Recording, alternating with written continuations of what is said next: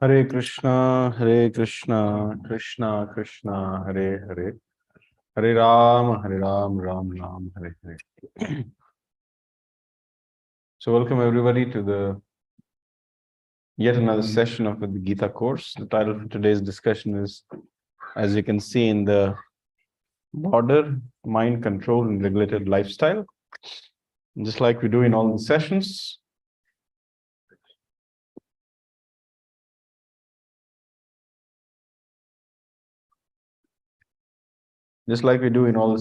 we will start with Kirtan.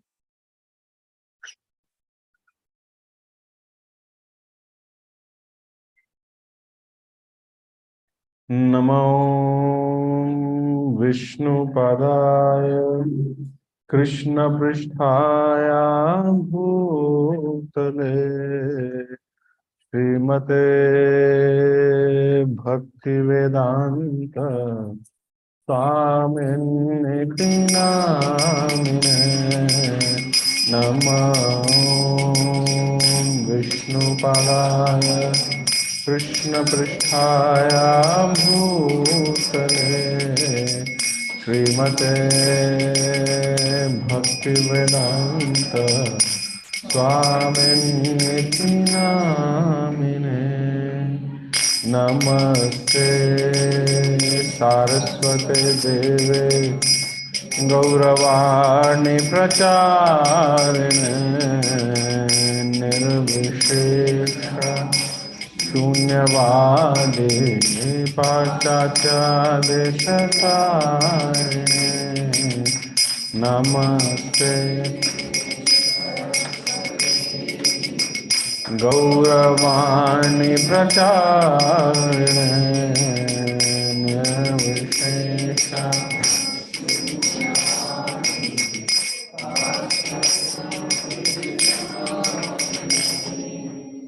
Jai Shri Krishna Chaitanya Prabhu Nityananda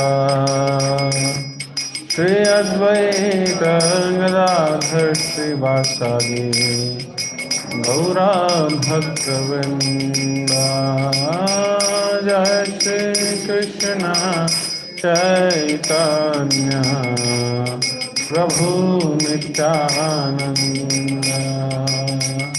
Shri Advaita Gadadhar Srivasadi Gaura Bhaktavinda Hare Krishna Krishna Krishna Hare Hare Hare Rama Rama Rama Hare Hare Hare Krishna Krishna Krishna Hare Hare Hare Rama Rama Rama Hare Hare Krishna Krishna Krishna Hare Hare Hare Rama Rama Rama Hare Hare Krishna Krishna Krishna Hare Hare Hare Rama Rama Hare Hare Krishna Krishna Hare Hare Hare Rama Rama Hare Hare Krishna Krishna Hare Hare Hare Rama Rama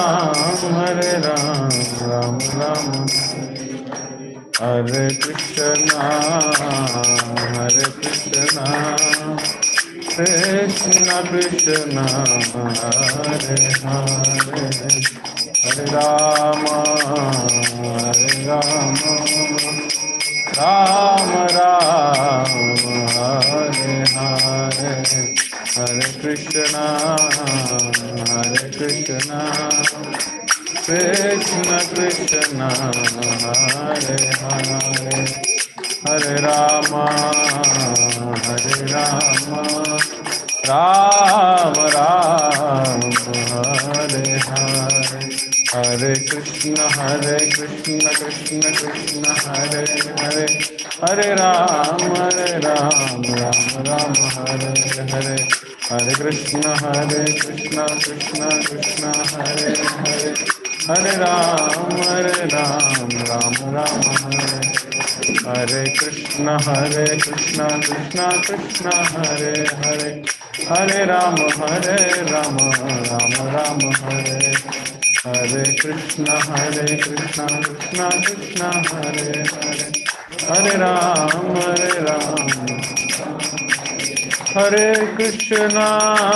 Hare Krishna, Krishna Krishna, Hare Hare, Hare Rama,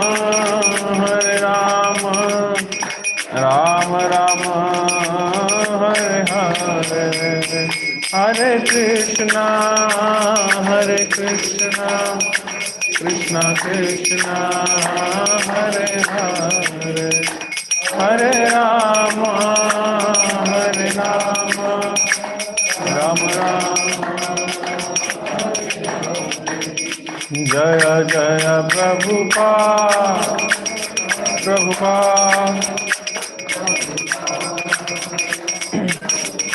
Jaya Jaya Prabhupada,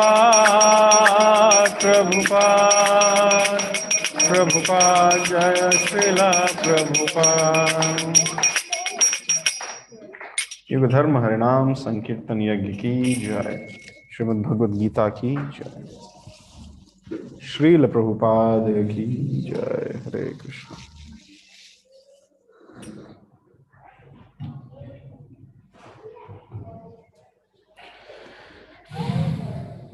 So, welcome to the session which is titled Mind Control and Regulated Lifestyle. And this session, just like all the other sessions, is dedicated to His Divine Grace, A.C. Bhaktivedanta Swami Srila Prabhupada, who is the founder Acharya of ISKCON. And basically everything we do in these sessions is based on the teachings which we derive from his books and lectures. So we will try to invoke his blessings and dedicate this session for his pleasure and the pleasure of the predecessor Acharyas. We will do so by chanting the pranam mantras. Those who know, they should repeat with me softly. Those who don't, please try to hear it attentively. Om Ajnanatimirandhasya Jnananjana Shalakaya Chakshurunmilitam Yena Tasmai Shri Gurave Namaha. Shri Chaitanya Manobhishtam Sthapitam Yena Bhutale Swayam Rupaha Kadamahyam Dadati Swapadantikam. Vandeham Shri Guruho Shri Yuta Padakamalam Shri Gurum Vaishnavamscha Shri Rupam Sagrajatam Sahagana Raghunathanvitam Tam Sajivam Sadvaitam Savadhutam Parijana Sahitam Krishna Chaitanya Devam Shri Radha Krishna Padam Sahagana Lalita Shri Vishakhanvitamscha. He Krishna Karuna Sindhu Dina Bandhu Jagatpate Gopesha Gopika Kanta Radha Kanta Namostute. Tapta Kanchana Gaurangi Radhe Vrindavaneshwari Vrishabhanusute Devi Pranamami Haripriye.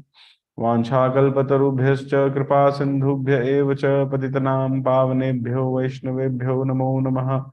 Jai Shri Krishna Chaitanya Prabhu Nityananda Shri Advaita Gadadhar Shri Vasadi Gaur Bhakta Vrinda. Hare Krishna Krishna Krishna Hare Hare, Hare Ram Ram Ram Hare Hare. Namo Om Vishnupadaya Krishna Pristhaya Bhutale Srimate Bhaktivedanta Swaminiti Namine. Namaste Saraswati Deve Gauravani Pracharine Nirvishesha Shunyavadi Paschatya Deshatarine. Mukam Karoti Vachalam Pangam Langhayate Girim Yatkripa Tamaham Bande Shrim Gurum Dinatarinam Paramananda Madhavam Shri Chaitanya Ishwaram. Harihi Om Tat Sat.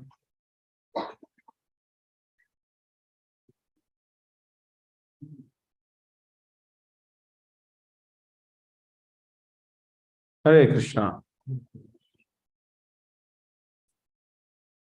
So I'm happy to meet all of you again today. And the title for today's session is Mind Control and Regulated Lifestyle. I feel this is a very, very important session of this Gita course because everybody needs to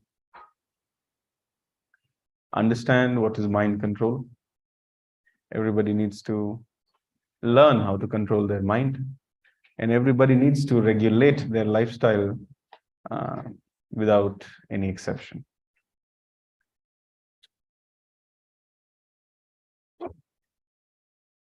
The first aspect of today's discussion is the nature of the mind. So mind is the most powerful material element. That is the one-line definition of mind. Please take note that I'm saying that mind is a material element and it's not a spiritual element.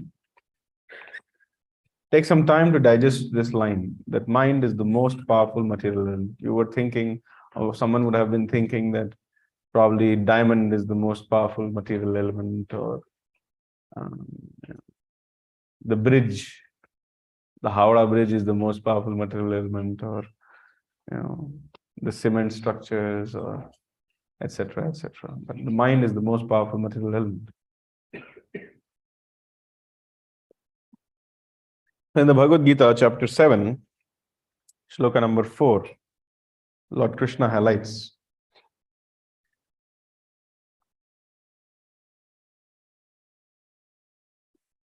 he says, Bhumirapo analo vayo khammano buddhirevacha ahankar iti yamme bhinna prakritirashtadha. So Krishna says, earth, water, fire, air, ether, mind, intelligence, and false ego, these are my 8 separated material energies.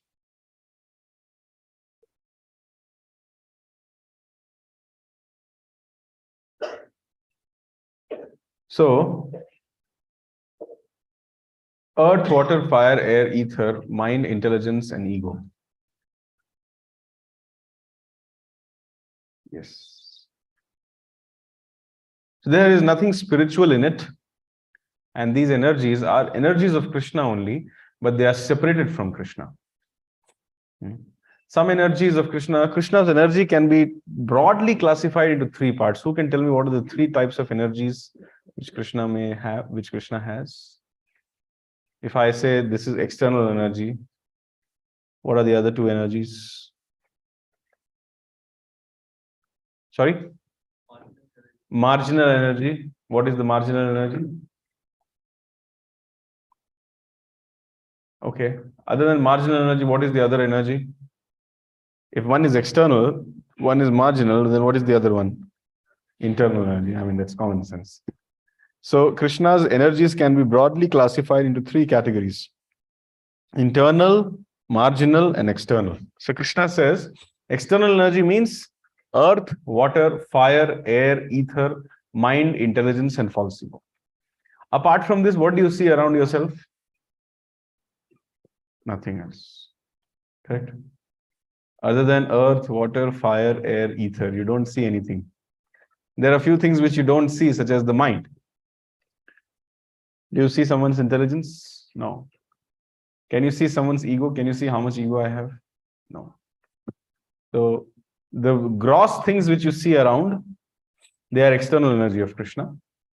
And the subtle things which you don't see at all, they are also external energy of Krishna. That's why I always keep highlighting that there are so many so-called spiritual organizations or so-called spiritual teachers who only talk about giving peace to the mind. But we are saying that mind is a material element. It has nothing got to do with the spirit soul. So if I only talk about peace of mind, peace of mind, peace of mind, that means I'm only talking about material adjustments and not spiritual subject matter. Because Krishna says earth, water, fire, air, ether, mind, intelligence, and false ego, they are my external separated material energies. So if I'm teaching someone how to become peaceful in their mind, I'm talking them material aspects. I'm teaching them material aspects, not spiritual. Now do you understand that for something to be spiritual, we need to talk about spirit soul? Is it clear? This aspect is clear to everybody. Everybody is very serious today. No, please be a little lively. I'm also, I don't know, maybe talking a little seriously. So now it is very interesting how Krishna says earth, water, fire, air, ether. So he speaks in a particular sequence. Bhumir, Apo, Analo, Vayu, Kham, Mano, Buddhir, Evacha. So ether, that is the space. It contains only sound. Now further, next to ether is air. Air contains sound as well as touch. When the air blows, you can feel the air is blowing. Okay. Similarly, next to the air is fire. So fire contains sound also, touch also, and sight also. You can see the fire also. You cannot see the air, but you can see the fire. After that is water. So basically, you can understand from ether comes air, from air comes fire, and from fire comes water. This is how the creation has happened. So water contains sound also, touch also, light also, and taste also. So therefore, Krishna says, I am the taste of water. When you're drinking water and the taste which you are getting, that is Krishna. So if you want to see Krishna on a daily basis, every time when you drink water, you think, oh yeah, this taste of water is Krishna. And then from that comes earth. So earth contains all these four things: sound, touch, light, and taste. And apart from that, it also contains smell. How does earth contain smell? The soil. Yes. All the flowers, they grow from where? Soil. And where do they get their fragrance from? Of course, Krishna. But ultimately, all the fragrance is hidden in the soil only. Otherwise, how is it possible that a rose flower has this fragrance, a jasmine flower has that fragrance, a tulip flower has this fragrance, a lotus flower has that fragrance? So all the fragrances ultimately come from earth. Earth means fragrance. Okay? So next time you're using a perfume or a deodorant, you should understand where it is coming from. By the way, how is it a very good idea? I mean, this is a little off topic, but do you think it's a good idea to use perfumes and deodorants? Why? Personal, no. It's not about personal and opinions. It's about a fact, whether it's a good idea to use perfumes and deodorants or a bad idea to use perfumes and deodorants. Is it good? How many of you feel, हाँ लगा सकते हैं, अच्छा लगता है, I can put, yeah, no problem at all. How many of you feel, no, it's not so good, we should not put? Only sometimes.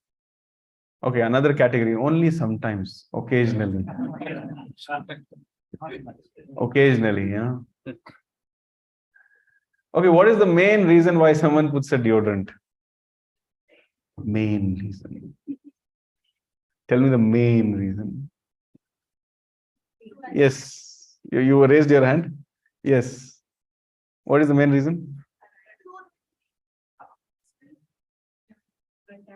That means without the deodorant, you're smelling really bad. We may Allah. We will. You're in India. Yeah. So sweat is coming out and I'm sweating. And my sweat is like, what can I say?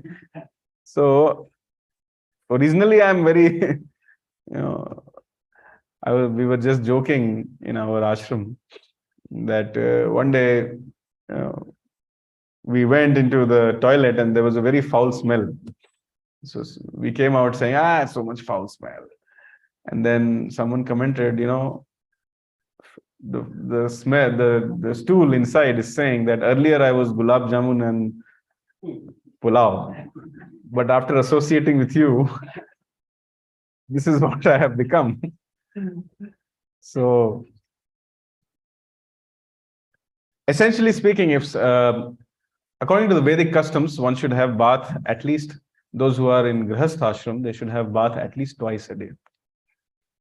And if you're having bath twice a day and properly maintaining your lifestyle and food and intake, you will not need deodorants. When I was studying in my college, I used to stay in hostels, I used to see deodorants, how they work. People wouldn't have bath for 1 week, 2 weeks. I saw a boy who didn't have bath for 1 month. Full deodorant he will use, and then he'll go to college. So if deodorants are being used for that purpose, very bad. Yeah, I'm not having bath, I'm not having personal hygiene, and then I just get up and then I go out. That is not good. However, ideally speaking, perfumes are meant for Lord Krishna. You go to the ISKCON temples, there is something called as Darshanarti. In the morning, the lordships, they give their darshan in night dress.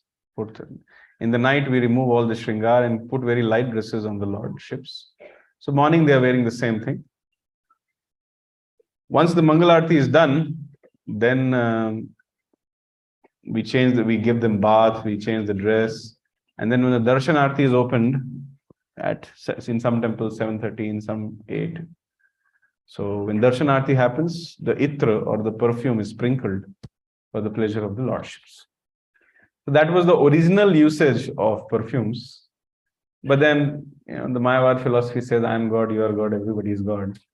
So why have to give perfume only to God? Why not to me also?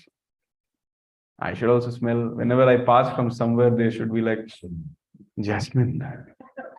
This whole area has no jasmine, but this person has jasmine. Yeah. So the conclusion is that if someone maintains nice personal hygiene, then there's absolutely no usage of perfumes and deodorants until unless you really want to attract someone or really want to get someone's attention. If that is the purpose, I don't know what purpose it may have, but if that is the purpose that yes, I really want to, and whenever I pass from somewhere, there people should say jasmine, jasmine, jasmine, jasmine, jasmine. Then if you have that intention, then you please use, no problem. But choice is yours. Yes, the advertisements in TV also, they come like that. They show you that a man just put a perfume and then he was walking and 50,000 ladies were running behind him. As if nobody has any other thing to do. Perfume, perfume. So that shows how degraded the culture is.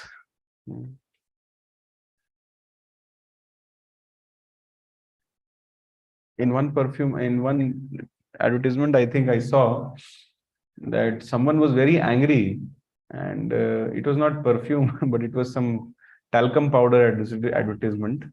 Some lady, she put some talcum powder and she came and the person was very angry, and as soon as he smelled that jasmine, so he became very silent. And then he stopped scolding everybody and all those things.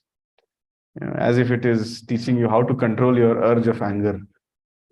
Vacha vegam, manasaha krodha vegam, jivva vegam. Simply by putting talcum powder, you are becoming a Goswami and making the whole world a better place.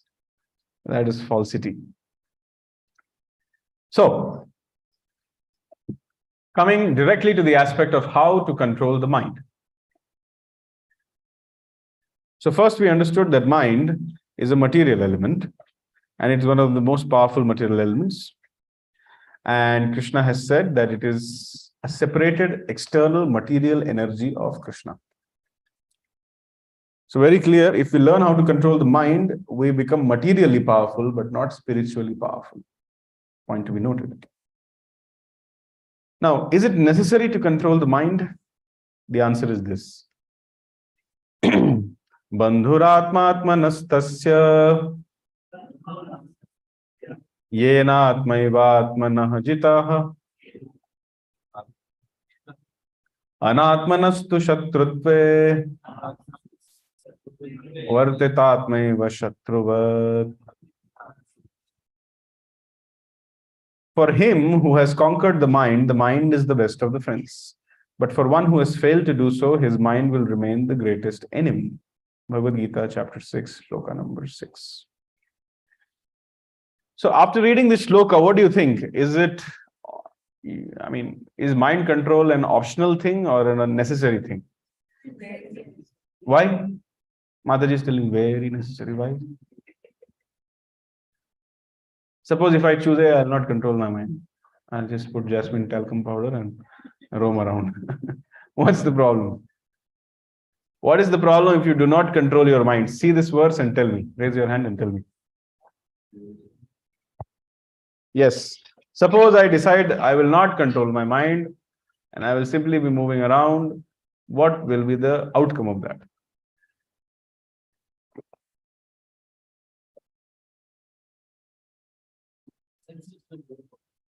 Yes, senses will overpower. See, it is very clear. If I control my mind, then I'm living with a best friend. So when I'm living with a best friend, who is the person who is getting the benefit? I will be benefited because a friend will help me. A friend in need is a friend indeed. So friends are meant to help each other.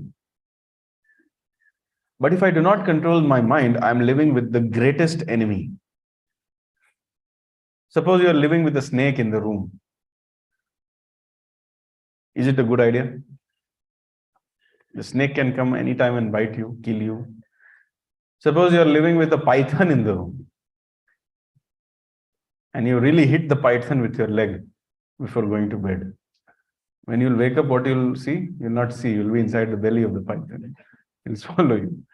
So, similarly, you're living with an enemy in the room.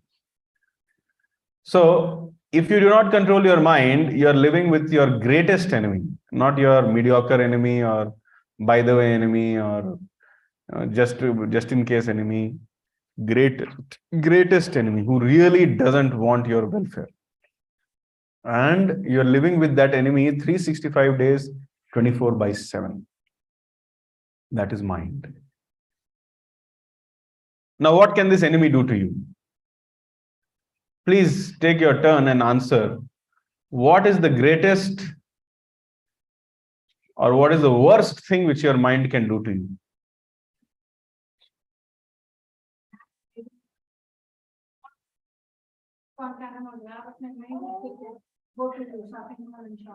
Yes.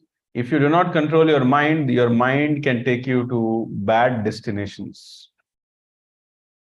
Anything else? What is the worst thing? I mean, going to shopping mall is not the worst thing. Yes. Greed, anger, which may greed. Greed may come, anger may come, and then what may I do or what I may do? The consequence will be fatal for Knife and slit the throat. Yeah.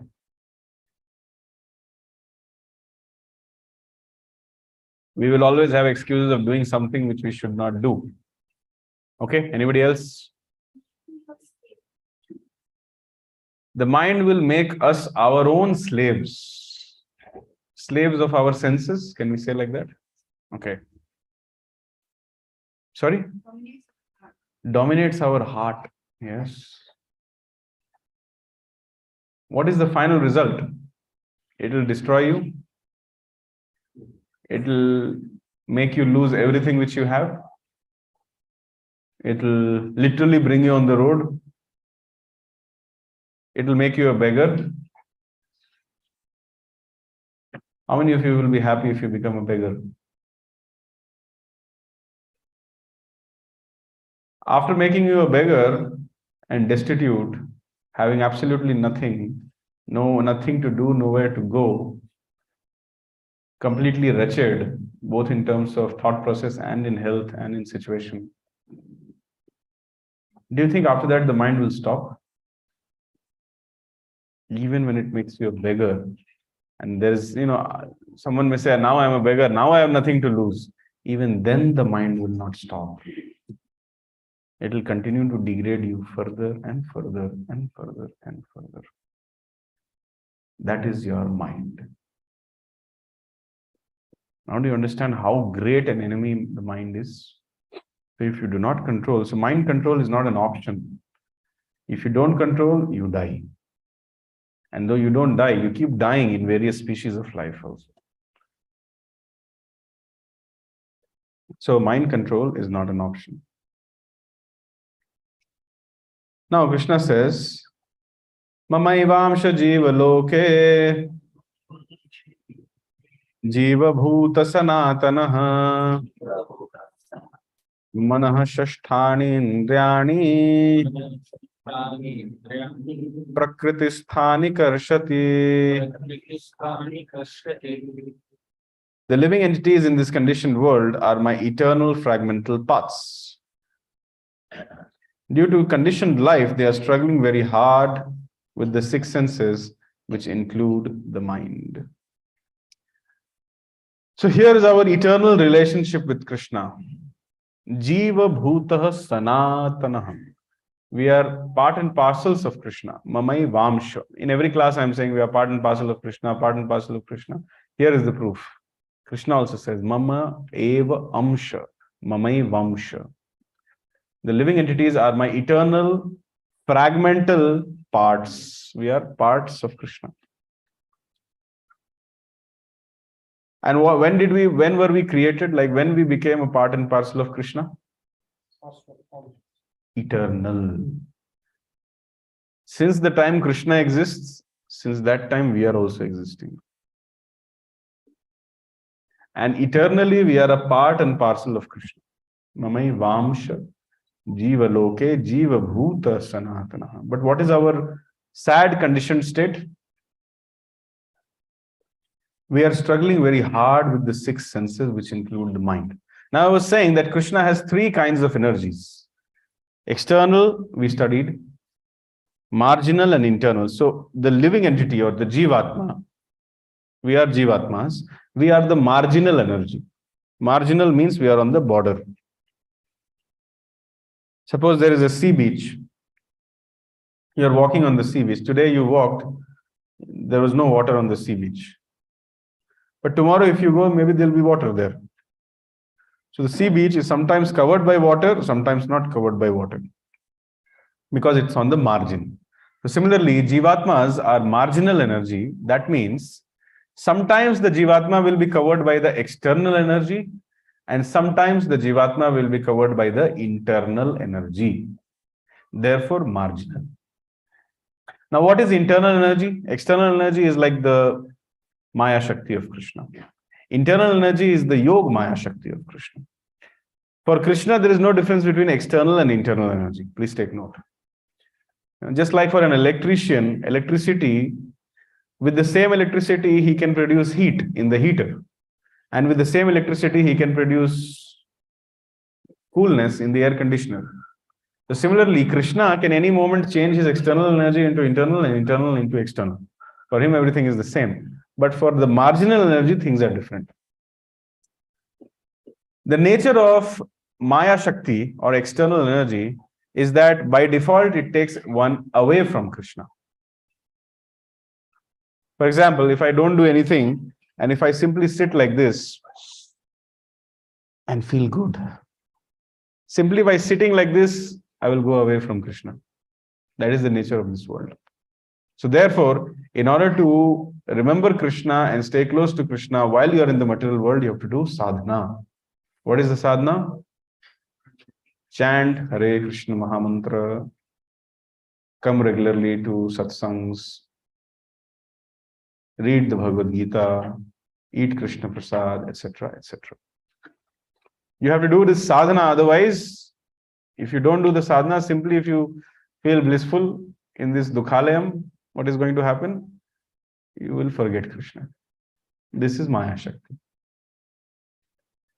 Internal energy. Now let me describe what is the spiritual world. How many of you want to go back home, back to Godhead, to the spiritual world? Please raise your hands. Some of you are still thinking. Let me just figure out. Anyways, anybody coming for the first time today? Coming for the first time? Yeah. So the aim of life is to go back home, back to Godhead. Here in this material world, which Krishna says, Dukkhalayam, Ashashvatam, Anityam, Asukham, This is a dukhale. One gets only dukh. That's the design of this material world. But spiritual world is completely different. There is no birth in the spiritual world, no disease in the spiritual world, no old age in the spiritual world, and no death in the spiritual world. Generally, in the temple hall, we should not be eating anything. Okay. If somebody is eating something, please finish that and come, or else dispose that and come inside. It's disrespectful to the deities. That's why when we have prasadam, we close the altar first. Okay, coming back. So the aim of life is to come out of the cycle of birth, disease, old age, and death. And this is only possible when you go back home, back to Godhead, the spiritual world. Sometimes people call it as Vaikuntha, sometimes people call it as Goloka, etc., etc. That is the aim of life. So in the spiritual world, the thing is that simply if you sit like this and feel happy, you'll go closer to Krishna. In material world, you are simply sitting like this, you're going away from Krishna. That is Maya Shakti. And in the spiritual world, simply by sitting like this, you'll go closer to Krishna. That is Yoga Maya Shakti. So in the material world, you have to do sadhana to remember Krishna. And in spiritual world, it is not possible to forget Krishna. Naturally, you'll always be thinking of Krishna and never forgetting Krishna. So if you want to forget Krishna in the spiritual world, you have to do sadhana to forget Krishna. So those who are there in this material world, you should just think how much extra endeavor all of us did to forget Krishna in the spiritual world. We really made it very clear to Krishna. Just like by our chanting, reading, hearing, we are trying to make it very clear to Krishna that I'm sincere, I want you, I love you, I want to surrender to you. So similarly, when we all were there in the spiritual world at one point of time, we wanted to make it really clear to Krishna that I hate you. I can't stay with you. I can't stand you. I don't want to see your face. Just like doing sadhana in material world is not natural. It requires a lot of effort. So similarly, we did an unnatural sadhana in the spiritual world so that Krishna was forced to send us to the material world. Now, how many of you think that all of us are very good people? Just like in a prison, only criminals go. Similarly, in the material world, only great Mahatmas like us come. We cannot understand how much pain we have given to Krishna. He loved us, he loves us unconditionally, unmotivatedly, uninterruptedly. So imagine how much pain he would have faced to send us away. Although we are not away from him, but still, how much pain he would have felt to send us to the material world. And after coming to the material world, what we are doing? Manaha shashthani indriyani prakriti sthani karshati. Although we are eternal, fragmental parts and parcels of Krishna, but due to conditioned life, what is the condition? The condition is that I'm thinking I'm the body. I'm an Australian, I'm an Indian, I'm an engineer, I'm a lawyer, doctor, CA, man, woman. This is the condition.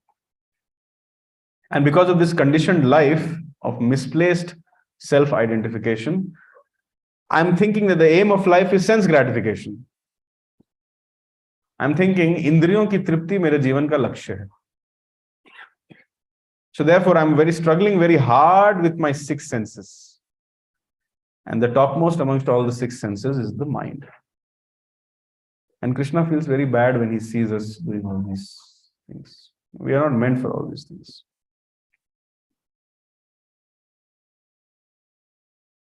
So this mind, why do you think the advertisements are shown every time when you watch the TV? What is the effect of advertisements? For whom it is meant for? Sorry. Many answers came. To create needs. Yes. You don't have a need, but the need will be created. Somebody said manipulation. Correct. What was the other answer someone gave?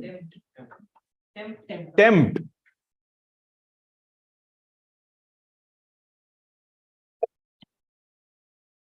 These advertisements, they basically play with the mind. For example, क्या आपके toothpaste में नमक है? Who cares? But then they will create that need. Next time I'll go to the shop. इसमें नमक है क्या? तो हाँ हाँ है, बहुत अच्छा से डाल के दिया है. How will you verify? I don't know, but है अच्छा है. Good. So the mind was conditioned that if namak is not there, it is not a toothpaste only. If you do not have this refrigerator, you are not a man. That's all. If you do not have this refrigerator, you are not a man. This is the kind of conditioning which these advertisements will make. Now, this smoking advertisements also sometimes comes. It is shown that a person is in some nice hill station and nice greenery is there all around, and some nice waterfall is falling down, cool breeze is blowing, and the person is standing on the top of the mountain and smoking a cigarette. And then it appears that the person is very cool. He's swallowing fire, taking in fire, emitting smoke, but I'm very cool. And then you also feel, yeah, unche log, unchi pasand. You also feel, no? These days, great, not great, but yeah, great in terms of financial capabilities. Big movie stars, they are standing like this in the billboards. What they are saying? Eat this tobacco or eat this whatever, pan masala or do something.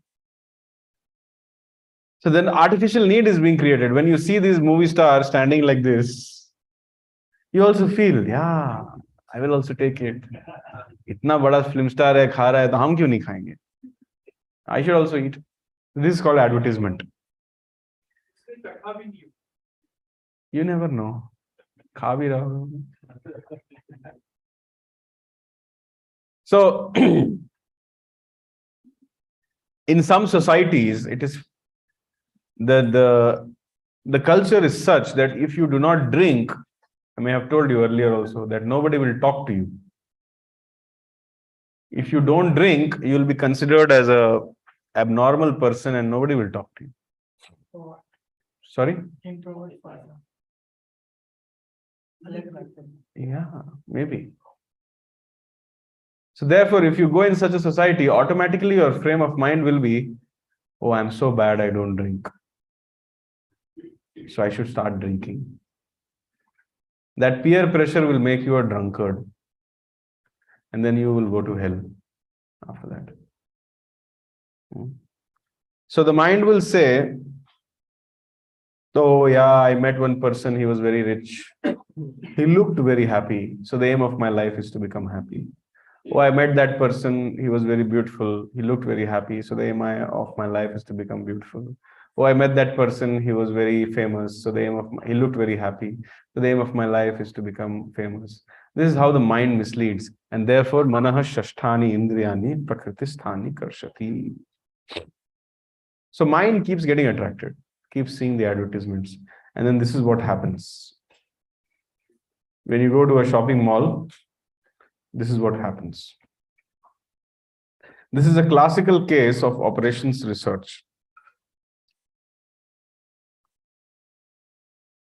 The shopping mall concept is that suppose if this person who is shopping is starting from the one end of the mall or the alley in which she is shopping and goes to the next end, she has decided to buy bread and butter. So bread will be kept at one end and butter will be kept at another end, and in between so many other things will be kept. So this person has come just to buy bread and butter, but they'll not keep bread and butter together. They'll make you walk through the whole, and they know that your mind is very controlled. You're a student of Bhagavad Gita. You're chanting at least 10 rounds of Hare Krishna Mahamantra every day. They know that you're going to Gita class and you're perfectly following everything. So they think, okay, now there's not a problem. Let us play.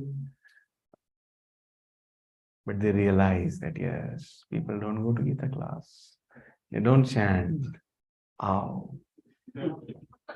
Please come. 20% off, 30% off, 50% off. And then your mind is off. And then you are off. And then your wallet is off. Then everything is off. I still remember me and my friends, we really started back, I think somewhere in 2012 or 11, we started working. So 4 of us, we took a flat. We were very happy. Yeah, we are now working. We have some money. So we thought what to do. We got our salary. We didn't know. Like we were very young. We didn't know what to do with that money also. Shri Gandharvika Girdhari Shriman Mahaprabhu ki jai. Hare Krishna. So we didn't know what to do with our money. So one of my friends, his name was Rahul. Anybody Rahul here today? Good. Rahul suggested, let's go to that mall.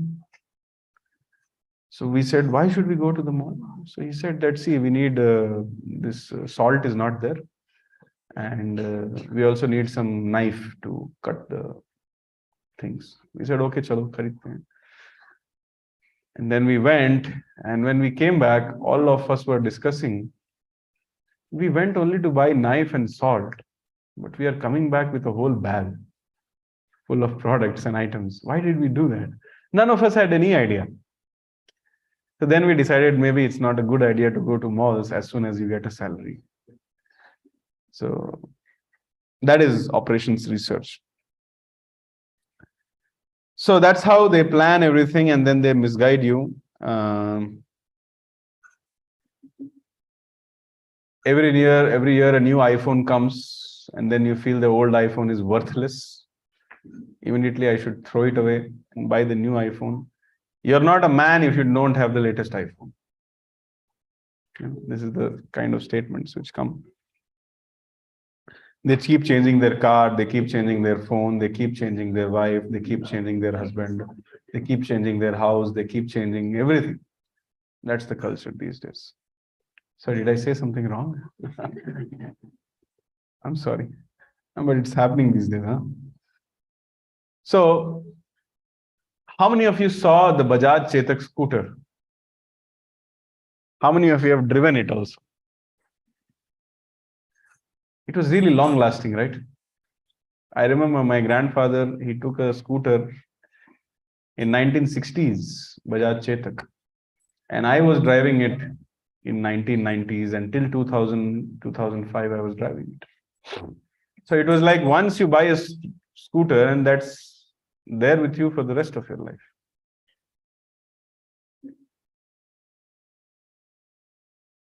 But that is not the case now. You take anything in this world. The other day I went to the spectacles shop and I was trying to purchase a pair of spectacles. And he was telling me, I told him that, see, I took the spectacles last 1 year only has passed and now the screws are coming out and the handles are loose and the surface is gone, the glass is gone. So the spectacle guy was shocked at me. एक साल से ज़्यादा use करेंगे क्या? You'll use the specs more than 1 year also. I said, why not? He said, no. Lifetime is not more than 1 year. It will replace in 1 year. That's what our offer says. See, gold offer, this offer, that offer, this offer. I was shocked that they are actually planning, and the whole market and propaganda is such that you have to buy and change things in 1 year. Same goes with the mobile. I mean, what is so special in spectacle that you'll change every year? But then he gave me a whole use case, that disadvantages of not changing the spectacle. 15, 20 disadvantages he told. I was shocked to hear that. So then I understood that that's how the GDP works. The GDP means you should be fully dissatisfied in your heart all the time. So dissatisfied that every year you should be changing everything which you have. Consumer-driven economy. Yes. So this is 180-degree opposite to the Vedic culture. Vedic culture means you are satisfied and you live with what you get. I was discussing with your friend. So need-based economy and want-based economy. Now we are doing want-based, not need-based. Need is also created, no? Yeah, Yes, you see your neighbor and you see the neighbor's wife, and then you understand I need these things, and then the want comes. So the problem is there in the mind. There is a lot of consumption of something. Therefore, the market for that exists. The ecosystem for that exists. Now, if you want to remove that, what should you do? You just stop buying it. You just stop consuming it. The industry will die. For example, the cigarette industry. Why does it exist? Because there is a market. Some people want to do that.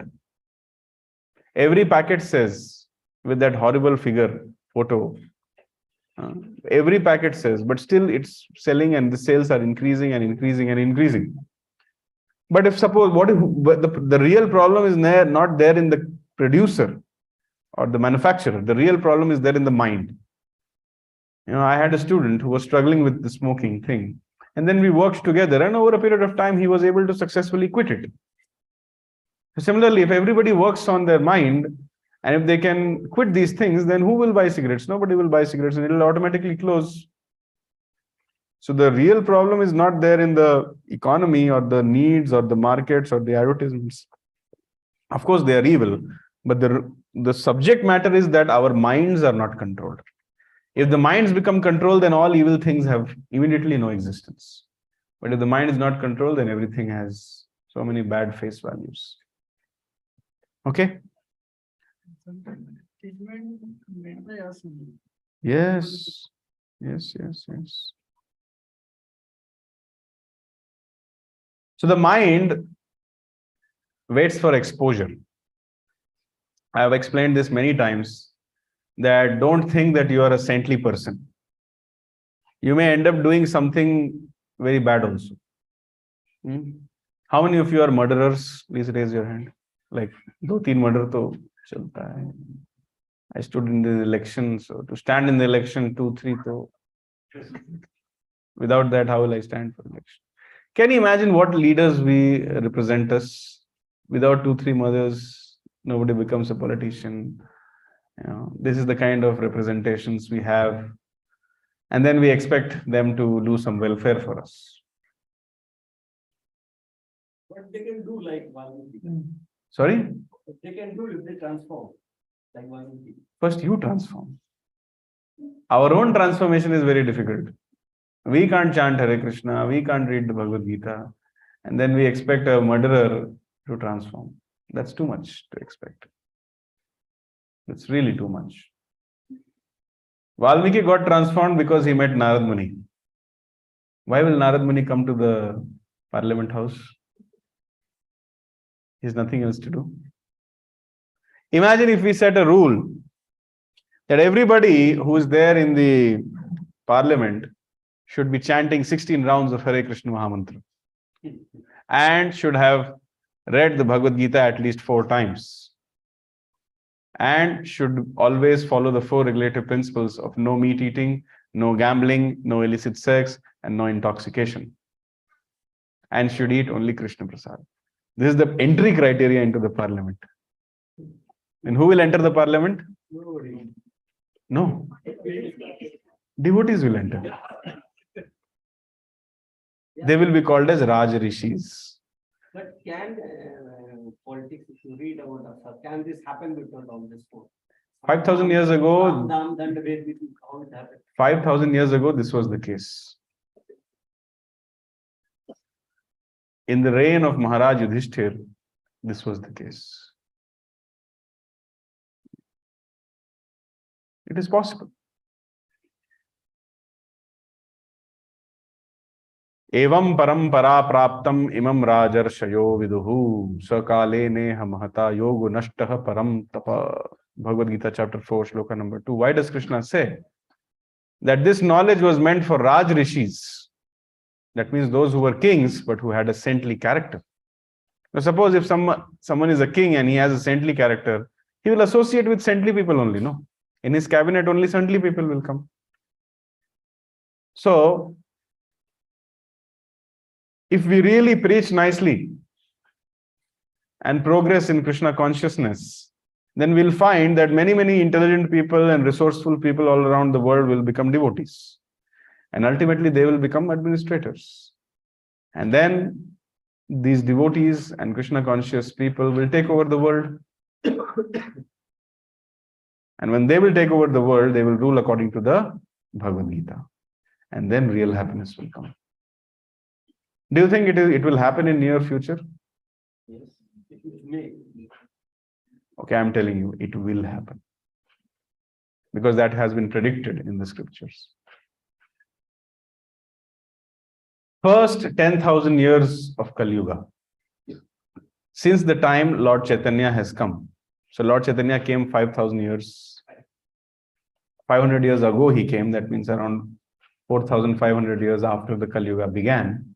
So since the time he has advented, a golden era has started in Kali Yuga.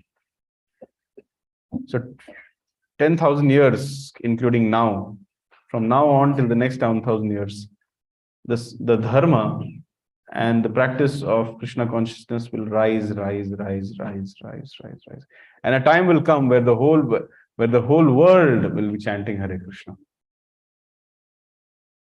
This is the prediction.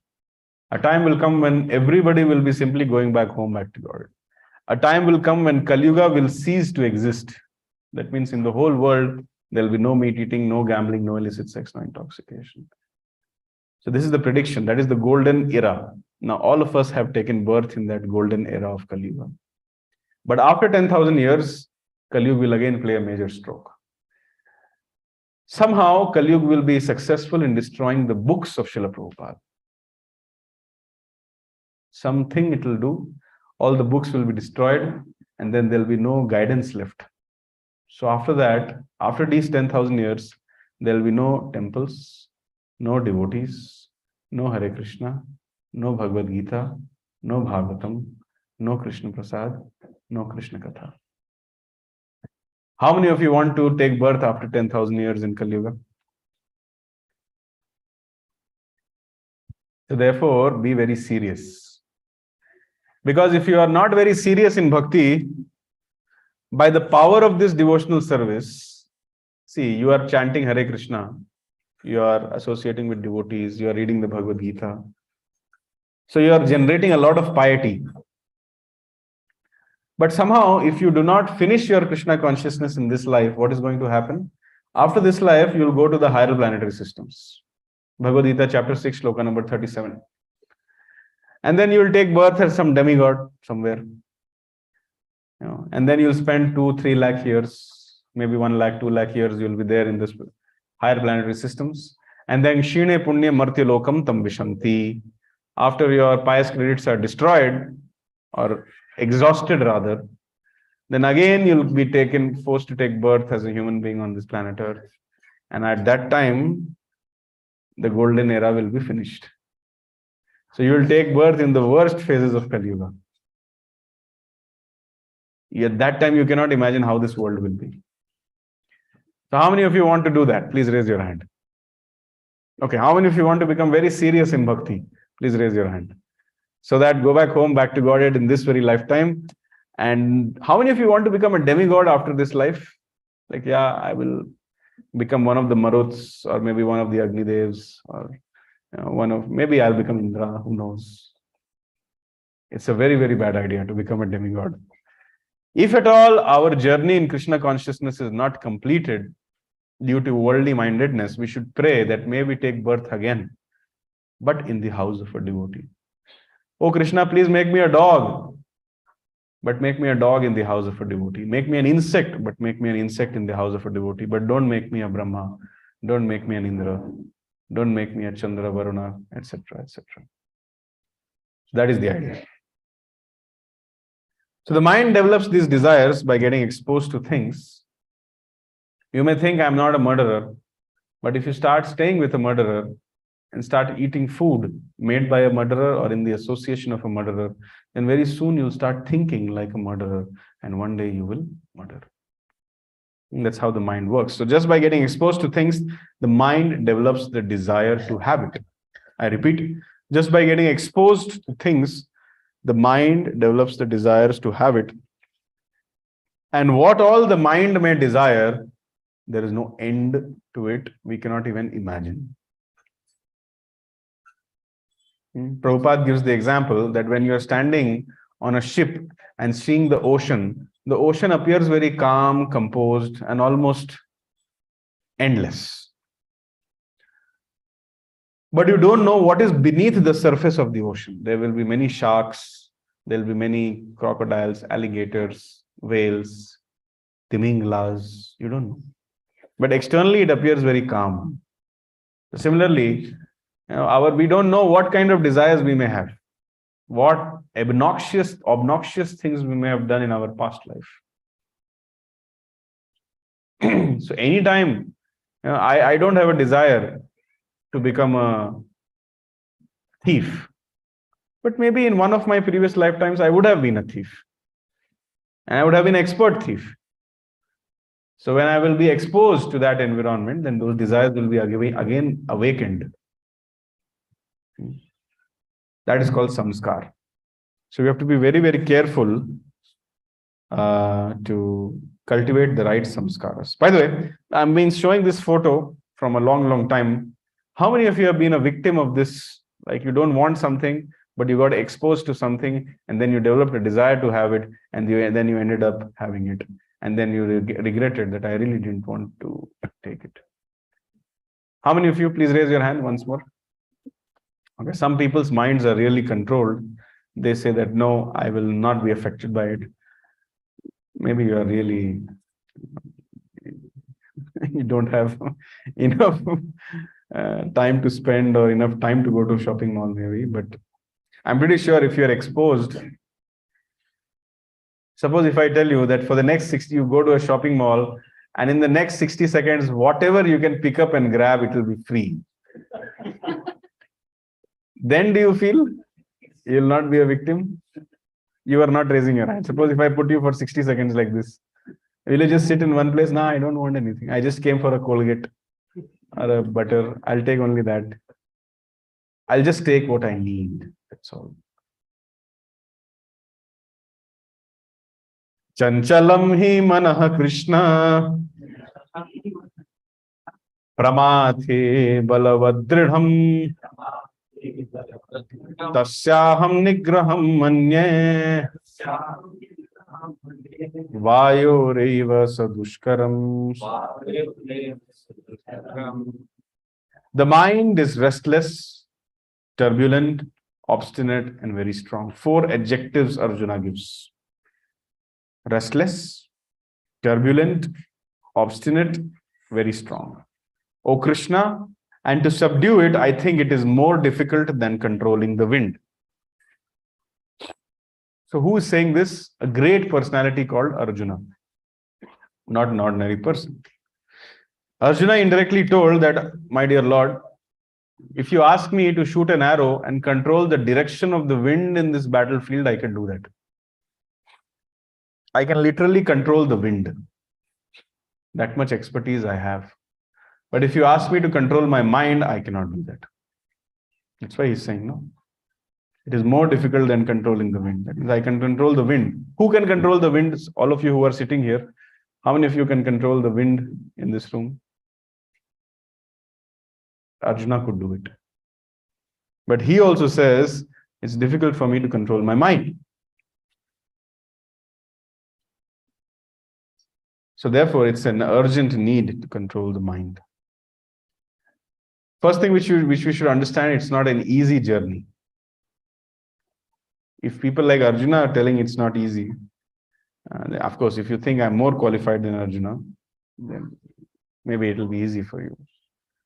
But I think I'm not more qualified than Arjuna. Arjuna understood the whole Bhagavad Gita fully in 45 minutes. How much time do you need to understand? 45 years? Maybe. So what does the mind want? The mind wants happiness. But how to become happy, that the mind does not know. So therefore, the mind is driving us crazy. The mind wants to make me happy, and it tells me the idea of happiness, and I work in that direction, but then ultimately what I get is frustration. Does your mind also give you ideas of becoming happy? But when you pursue that idea, you do not find happiness, rather you find frustration. Does this happen with you? Yes, if yes, please raise your hands. Your mind is giving you ideas of becoming happy, and when you try to go in that direction, you don't become happy, you become frustrated. Please raise your hands. Okay. Some people are not raising. That means they don't take ideas from the mind, they take ideas from their neighbors. So, so some people really don't, ideas will come in their mind, they'll be like, hey, chodo yaar. My neighbor is doing that. Yeah, good idea. Let me do that. So what's the mind's idea of happiness? Sounds very disgusting, but this is the reality. The mind becomes happy when it exploits others, when it accumulates, when it supplies the needs of the senses, and when it associates with the opposite gender. That's the definition of mind's idea of happiness. Whether you accept it, whether you don't accept it, but this is the reality. And this is coming from the Bhagavad Gita. We all know exploitation is bad. But those who are not chanting Hare Krishna, those who are not devotees of Hare Krishna, in the core of your heart, you'll feel good when you'll exploit others. This is Gita course and we are speaking Bhagavad Gita and we like to speak the naked truth. We all know exploitation is bad. But then if we are not devotees of Krishna, we like to exploit others. Similarly, we all know accumulation is bad. I'll take what I need. But then, since I'm not a devotee of Krishna, I'm not dependent on Krishna, so ultimately I will take whatever I need. And even that what I don't need. Similarly, the aim of my life, if I will not become a devotee of Krishna, chanting Hare Krishna Mahamantra, then I will become a devotee of my senses. And then the aim of my life is to gratify my senses. And lastly, this is the main reason why we are there still stuck in the material world. Srila Prabhupada tells in his purports very openly that the main reason why the whole material world exists is sex. Sex life, that's all. The whole world revolves around this. If one can give up this desire for associating with the opposite gender, they are practically liberated. But the fact that we are still in the material world, that means in the core of our hearts, we have the desire to enjoy the opposite gender. And that's why we keep taking birth again and again and again. One may act like a very big saint, but this is the reality. Until we get attracted to the original beauty of Sri Radha and Krishna, we will always be attracted to the false, dead beauty of this material world. Very pertinent what you said. But how is supposed to still move forward? Sorry? So if you don't associate with opposite gender, how this race will go? Like, Correct. You associate, no problem. But there is a Shastric way of association. Krishna says that which is not, Krishna says, I'm just trying to remember the translation.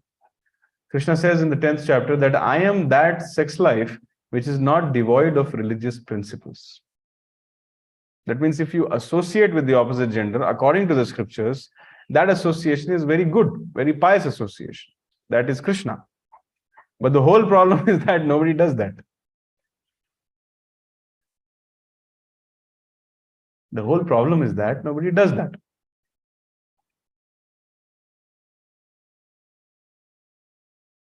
When a man and a woman come together, see, man is good, woman is good. Combination is bad. Why? See, they'll say, "Arey, isko malum nahi hai, life mein kuch taste nahi hai isko." People will say like this. But this is a reality. Man is good, woman is good, combination is bad. Why? Because man has certain expectations of sense gratification, woman has some expectations of sense gratification. They both come together thinking that I will make each other happy by doing sense gratification. Both become frustrated and they become unhappy. But when a man and woman come together to serve Krishna, to worship Krishna, then their life becomes divine and their house becomes Vaikuntha. But that is not happening. Actually speaking, I'll tell you the highest standard of human society. The highest standard of human society means if I am a husband and I have a wife and I have 3 children, that means I have associated with my wife thrice. That is the standard. Did you understand? When we say no illicit sex, we mean this actually. But in initial stages, if we say everything like this, people will walk out of the class. But this is the standard. Only for the purpose of producing a Krishna conscious child, a man should unite with a woman or a woman should unite with a man. You read the whole Bhagavatam. Kashyapa is uniting with Diti or Aditi only for the purpose of producing children. Lord Ram associated with Mother Sita only for the purpose of producing children.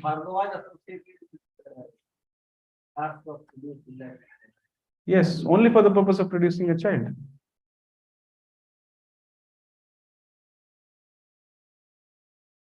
Are the people of Kali Yuga doing that? Otherwise, if they are really doing that, then why does these contraceptives exist? That means people want to enjoy, but they don't want the responsibility. When one associates with their wife, that leads to the production of a child. But I don't want a child, but I want enjoyment. Then how can you say? Then that's why I've put this association with the opposite gender. Now did you understand?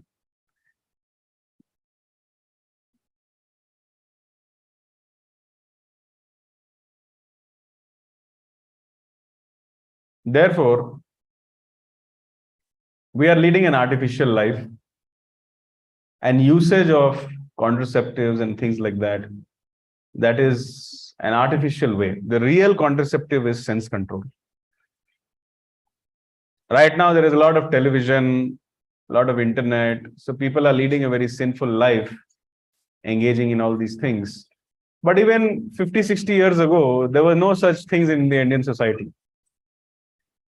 Every family used to have 7, 8 children, and then after that, they will live peacefully. That is life. Not the kind of life which we or the present day generation is living. Now I'm seeing in Bangalore, many, I interact with the youths. So I'm seeing many PGs called co-live PGs have come. You know what is co-live? Probably you people are married, so you don't know. Co-live means there is a structure where boys and girls stay together. Just imagine. Parents are sending their children to study. This is what their children are doing. I feel very pity, especially for those parents who have girl children.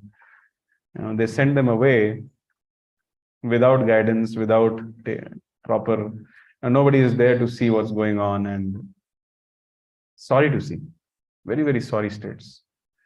I generally do some youth classes every Saturday evening. So sometimes I go out for distributing the Bhagavad Gita. So I talk to these youths and I ask them, where do you stay? So I stay in this place. So where do you stay? I stay with her. That's how the answers come. And I'm shocked. Still, I invite them. You come for Gita class. They're like, no, we don't have time. And the number of these co-live PGs are increasing beyond your imagination. The lane where I have opened a hostel kind of a thing for working boys, they stay there. They attend Mangalarti at 4:30. They chant. Then they have breakfast prasad. They pack their lunch prasad, go to office, come back, do some services, read, sleep. In that lane, the nearby PGs all have become co-live. We also call it live-in, right? 5 months ago, that lane was a normal lane. But now the PGs were going in loss, so they have become co-lives. Colib is a brand actually, okay? I'm not promoting that brand, but there are many such brands like this. Like there is another brand called FF21. It has a website. Different parts of especially near IT parks, these FF21s will be there. Colibs will be there. Very easy to walk in. Rooms are clean. And then sinful activities will happen there. Nicely, they have canteens also, will serve you different kinds of food also. You want to know the rates also? Please go and check the website. Now the projection in this business is very high and strong. Yes, yes, There is yes. a high demand. Why the demand is high? Because the sinful desire is there. But they are legalized. So what is that? Legally also, like, I don't know. When it was not legalized or not legalized. Our mind is a rascal. Our administrators are rascals. Yeah. It can that. They are That's our unfortunate situation. We are thieves and rascals, and we are being ruled by thieves and rascals. And these thieves and rascals, they are making such laws and policies. So these administrators, Catholic judges, I felt, these were ruled by a judge. So I felt he speaks into a learned judge, but See, the Vedic culture says that nobody should take the fight between a husband and a wife seriously. This is the Vedic culture. Two adjectives are given, just like the clouds which thunder, they never rain. Similarly, two goats, they fight, but then no one cares. So similarly, in the Vedic culture, if a husband and wife is fighting, nobody takes it seriously. Arey, to roj ka hai. But there was one prime minister who introduced the system of divorce. Do you know that divorce is the only English word which is not there in Sanskrit? Because there was no concept of divorce. But artificially, one prime minister brought it into the system. And now the opportunity is there. Earlier, the husband used to fight with the wife and think, "Arey, what can I do? I have to stay with her." Similarly, the wife used to say, "Arey, what can I do? That's my karma. I have to stay. I have to tolerate this man. Let's live together." But now, provision is there. Divorce is there. These days, there's no need of giving up good reason also for divorce, Irreconcilable differences. I have some differences which cannot be reconciled, so let's divorce. Similarly, we see in Srimad Bhagavatam that the wife of Abhimanyu is coming running towards Krishna, that please save me. Ashwadhama has fired a Brahmastra towards me, and I can see it coming towards me. I don't mind if I die, but in my womb is the son of Abhimanyu, Parikshit. At least save the child. I don't mind if I die. But the woman of today will say, kill my child. I want to do abortion. Here is Uttara saying that let me die but save my child. But today's woman will say, I want to do abortion. Let me kill my child. But I want to live a life of sense gratification. That's how the society has changed. So therefore, everybody has become sinful. So the lawmakers are also giving provision. Abortion is legal. You can do, very nice. Every government hospital can do it for free. So go on. Earlier there was no abortions, no divorces. But now everything is illegal. It is my right to be divorced. It is my right to be going through abortion. And nobody can tell me anything. Yes, it's a business now. So that is the problem. So the mind's idea of happiness is exploitation, accumulation, supplying the needs of the senses, and association with the opposite gender. See, we are not against the association with the opposite gender. In ISKCON, we don't teach anyone, don't get married. If you want to get married, you get married, Baba. But do not do sense gratification. Accumulation, to my point of view, it should not be preserve or conserve something which is more than our need for future. Yeah. Maybe when drought happens or drought happens. Yeah. You have preserved at least 200 kgs of rice and 500 kgs of wheat, and you have kept some 60 cows. No, what will you preserve? You want to preserve grains, you preserve. You want to preserve cows and bulls, you want to you preserve. But that you will not do. What you will preserve? Gold coins, money, black money. That is not preservation. See, we are not against preservation. We are saying don't do over preservation. Atyahara. Atyahara prayashascha prajalpo niyamagraha janasangascha laulyamscha shadbir bhaktir vinashyati. These 6 things, they destroy bhakti. One of them is atyahara. Overeating or over collecting is very detrimental to bhakti. Because if you eat so much, that means you will not be able to do bhakti. Similarly, if you over collect so much, that means you will not be able to become dependent on Krishna. You will be very proud of your money. If some problem comes, you will think, oh, I have so much money, I will save myself. Do you understand? See, when I am saying these things, don't take it to the extremes. Some doubt comes, some this comes, some that comes. If you have 1 crore rupees in your account, and if a flood comes, what can you do with that 1 crore?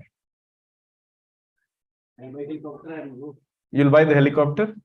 It will come to you, huh? Only you have 1 crore? Before the helicopter comes, another flood will come and kill you. Maybe. Not maybe, it will happen. Your 1 crore rupees, which is also not even physical, but even only in cloud, digital, in your account, it will be resting there. At that time, you are only dependent on the goodwill of your neighbor who will give you 1 roti. Then you will understand. Simply by being rich, you cannot save yourself. If that would have been the case, rich people would not have been suffering in this world.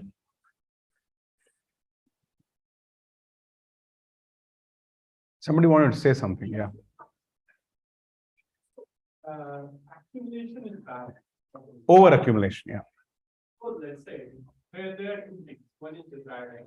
Okay. So more desire means you earn, and many people are what they are doing. They are earning 100 and they are spending 150. That is like an extreme desire. They buying credit card, using credit cards and buying things like borrowing and buying. Okay. On contrary, there is another person who is conserving his desire and creating wealth for the nation. For the nation, If you are tax and all, but contribute. it's a contribution. If I spend everything,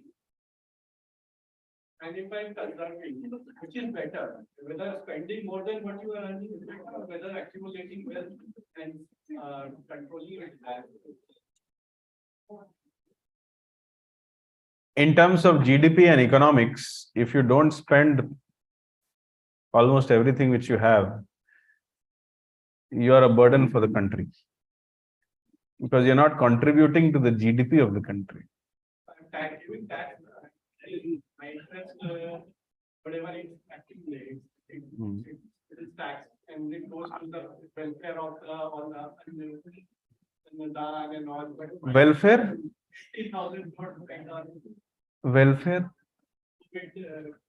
COVID. In a way, you are contributing. In a way, And the point is, if people don't earn, and like the taxes are also a type of like contribution. So the people like when the amount of tax which you have given till now and the amount of money which you have saved in now, that much money I have spent in the last 1 month feeding more than 5 lakh people. Can you do that? And I don't have a job. I see pin drop silence. The amount of contribution which you can make in your lifetime, I do that in a week. Today, I'm going to feed 500 people. How many people will you feed? This is the difference between artificial economy and Krishna conscious economy. See, any ISKCON temple, people say don't give money to ISKCON temple, rather give money to some cancer research organizations. But what do these ISKCON temples do? You're talking about COVID, but in the times of COVID, who helped the society the most? Governments became dependent on ISKCON temples. Go and check out the statements of the politicians. Where is your tax going? You gave very nice taxes. Where did that tax go? Did the government give some, some grants to the ISKCON temple? So, but it affects so many.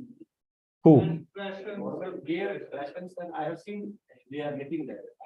Of course. So at least whatever, like, even 5% whatever they said, but whatever whom I know, people have got. Like, People have got. needy, they've got. But government is giving grants to the slaughterhouses also. Whatever. No, you should know. Government gives grants to slaughterhouses also. Government gives grants to all kinds. Government is very impartial, no? If some government will give something to ISKCON temple, there will be other 10,000 organizations who will say, give it to me also, give it to me also, give it to me also. So government is like government. See, the point which I'm trying to say, you people have just caught this point, that accumulation is not bad, it should be done. Okay, you accumulate, and then you see the result of that. All your life you have been doing accumulation till now, you have become super happy, right? Similarly, all your life you have been associating with opposite gender, you have become super happy, right? That's why you are arguing about it, no? That it should be done, accumulation should be done. No, we are trying. I'm figuring out what is the actual part. I'm not. The actual path is one has to become dependent on Krishna. It's not argument, it's for sake of knowledge. What is the right? Correct. We are also discussing. See, accumulation, if somebody is a grihastha, they should accumulate. But there is a limit of accumulation. The real problem is that when you start accumulation, you cross the limit. Because you do not know the policy. So the policy is 50% of our accumulation, the Shastra says 50% of our accumulation should be spent in God-conscious activities. 50% of the accumulation should be spent in things like inviting saintly people at home, in doing nice deity worship, offering nice bhoga to Krishna, nice dress to Krishna, contributing something to the temple for buying new Bhagavad Gitas, or how to spread this Krishna consciousness. If the temple has some damage, repairing. So 50% of our accumulation should be spent on God and God conscious activities. 25% of our accumulation should be spent on family. And 25% of our accumulation should be reserved for emergencies. Who is following this?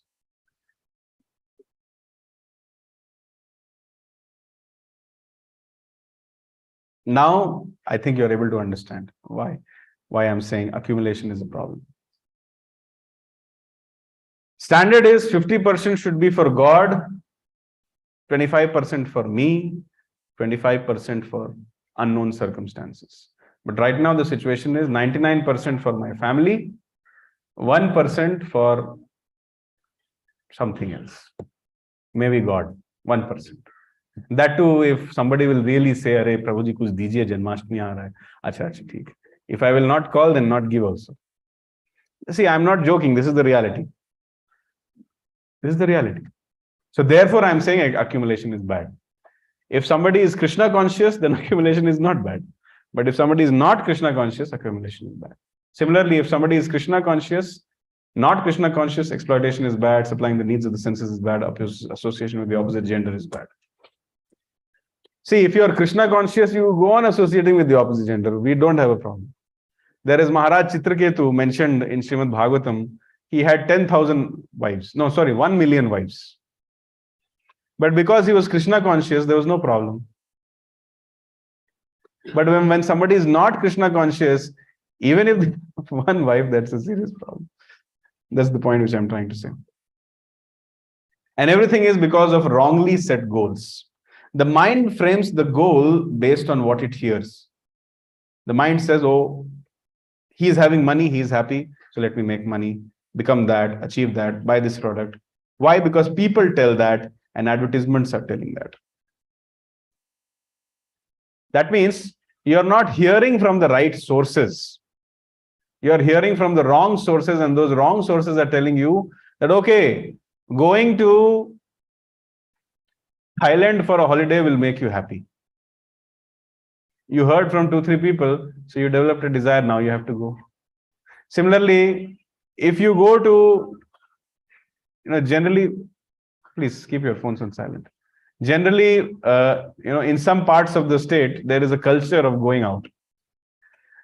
I mean, please, I'm just saying this for fun, don't take it seriously. But if you are in Kerala, and going to Gulf is your dharma. If you don't go to Gulf, they will, Gulf nahi kya? Punjab, they go to Kerala. If you are in Punjab, going to Canada is your birthright duty. If you will not do that, then not a proper Punjab. Similarly, if you are in a Tamil Nadu, USA. going to USA is like USA, yeah, whatever, Singapore.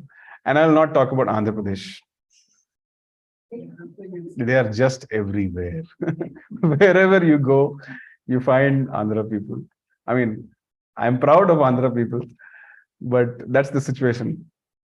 So why this culture has come? I remember I had a colleague. He was about to go to the US, and he was from a particular part of the country. I'll not say from which part of the country. So when his journey was about to happen, he, as a matter of pride, he called his villagers also. I'm going. And villagers also said, he's going. Very nice, very nice. And then marriage proposals started coming to him. Oh, he's going. And then the project got laid off and he didn't go. But he already announced in his village that he's going. He had to, on his own money, he had to spend, and he had to go and come because he had said that. And people were telling that because, I know some of my friends and colleagues, their parents put so much pressure on them. And why are you still in India? Shameless, burden on the family and the country. Why can't you go abroad? That is the culture. So why this culture has come that if you go abroad, you will become happy? How many of you have gone abroad and stayed for a good amount of time? Is life really good there?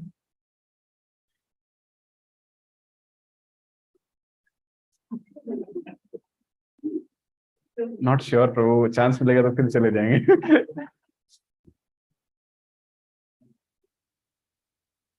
See, good life means properly eating, properly sleeping, properly mating, and properly defending. I'm not talking about spiritual life. Good material life means this. In West, people are, do you think they are eating properly? Do you think they are sleeping properly? Why? Because there is a culture of sleeping pills in the West. That's why you can say they're not sleeping properly. Do you think they are mating properly? Why there are so many divorces? So West is a place where people cannot eat nicely, sleep nicely, mate nicely, and defend nicely. But still everybody thinks life abroad is very good. Is this a myth or not? You tell me.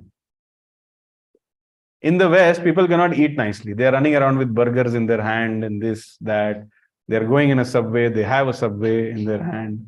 I don't know what they eat, what they sleep. The very difficult married lives they have. And in the name of defense, they do crazy things. This insurance, this, that. Whole life goes in that. The life of a simple Indian villager is better than that. He wakes up early, he milks the cows, he cleans the cow shed, he goes to his farms, he comes back at 11:30, has his afternoon lunch, takes rest for 2-3 hours, gets up, again goes out, finishes his duty, comes back. It's around 6 p.m. in the evening. Everybody in the village assembles to hear the Bhagavad Gita or see a nice Krishna conscious drama. He sees that. He goes to bed. He gets dreams of Krishna. Again, 3 a.m. in the morning, he wakes up and milks the cows, cleans the cow shed. That's his life. Don't you think that life is better than what this life of West which we are thinking? At least that villager can eat nicely. He can sleep nicely. He does not have a troubled married life. And he's not worried about his defense. Krishna is maintaining him. He is dependent on God. This is called life. So, but we have got a wrongly set goal that, okay, if you go abroad, you'll be happy. Okay, if you get this elephant, you'll be happy. Okay, if you get that, you'll be happy. And because of that, we are all struggling. Why are our children under so much pressure to get into institutions like IIMs and IITs and various other things? Because artificial pressure is on them. Why is so much pressure on our children to crack the UPSC examinations? Why? Because artificial pressure is on them. Do you think the engineers and the doctors and these district collectors and IAS officers, they are very happy in life? An IAS officer is my student, and I can tell you, he's miserable. He studied so much, and now he's literally miserable. I cannot tell you the problems because that will be a breach of confidentiality. But I can tell you, you people are happy. Most of you sitting here are happier than district collectors. Are you a district collector? Good. So we have wrongly set goals because we are not hearing from the right source. We are hearing from the wrong sources. And the nature is this. Yehi samparsh jab hoga dukha yonaya evate adya antavantah kaunteya nateshu ramate mudhaha. An intelligent person does not take part in the sources of misery which are due to the contact of the material senses. O son of Kunti, such pleasures have a beginning and an end, so the wise man does not delight in them. Bhagavad Gita 5.22. See, human life is meant for understanding this, that I am an eternal spirit soul. If I want to be happy, I want eternal happiness. Mind becomes happy by buying a Galaxy M23 phone.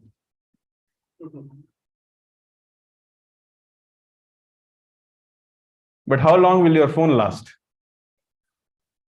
Anybody from the mobile industry here? Making mobile applications? Then? We make chips. We make chips. See, you are making chips, you know how long the chips will last, right? How long will they last maximum? Idea is 2 years. Idea is 2 years. But actually how much? Chalo, come on, tell the reality. Go on. We want everyone to make a change every 2 years. They are programming and creating chipsets in such a way so that everybody should change their phone in 2 years. Find him. Talk to him. Inside news. They are making the phones in such a way that you'll be forced. He's only making the chips. He doesn't know what the software guys are doing. He doesn't know what the other. Your upgrade means the phone gets downgraded. Yes. So it will be like charging less and. So there is a conspiracy. Just like I was shocked to go to the spectacles shop. He'll not change in 1 year. I was feeling like, oh, I'm some alien who has come here, who's using his spectacles. And then he started giving me so many brochures and this and that you're leading an artificial life. You're not changing. You're not proper. You health problem, this problem. He was telling me that if you don't change your spectacles properly, you'll have to go to psychiatrist. You'll go mental. And similarly, phones are also like that. So I am an eternal personality. Mamai Vamsha Jiva Loka, eternal part and parcel of Krishna. Krishna is Atma Ram. He is always happy. Satchidanand, eternally blissful, eternally full of knowledge and eternally existent. I am meant to be like that. So therefore, I should not try to get that kind of happiness which has a beginning and an end. See, I as a spirit soul have no beginning and an end. So therefore, my happiness should also have no beginning and an end. That's what Krishna is saying. Yehi samparsha jab hoga. As soon as the senses and the sense objects, they come together, dukkha yonaya evate. A pregnancy of misery happens. Pregnancy means In future, you will get misery, not now. Adya antavant kaunteya nateshu ramataya buddha. But those who are intelligent, adya anta, they do not go behind those kind of happinesses which has a beginning and an end. So therefore, if you become intelligent, student of Bhagavad Gita, you should realize that I should run behind that kind of happiness which is eternal and not behind that phone and not behind some other things. So now you tell me, which is that eternal happiness and how to get it?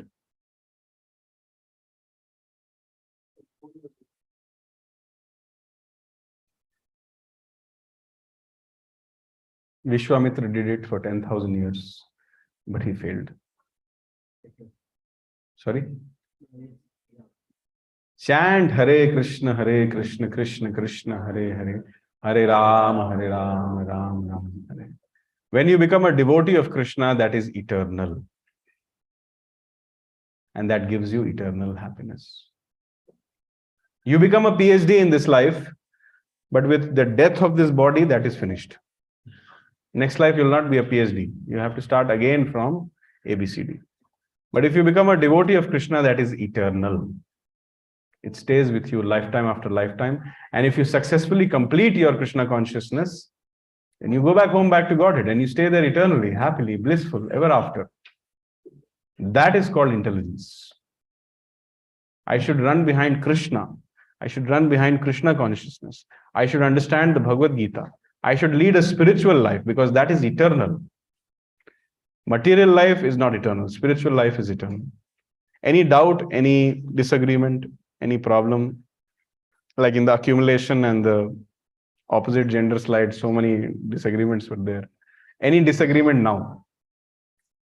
So therefore, human life is not meant to run behind temporary pleasures which have a beginning and an end.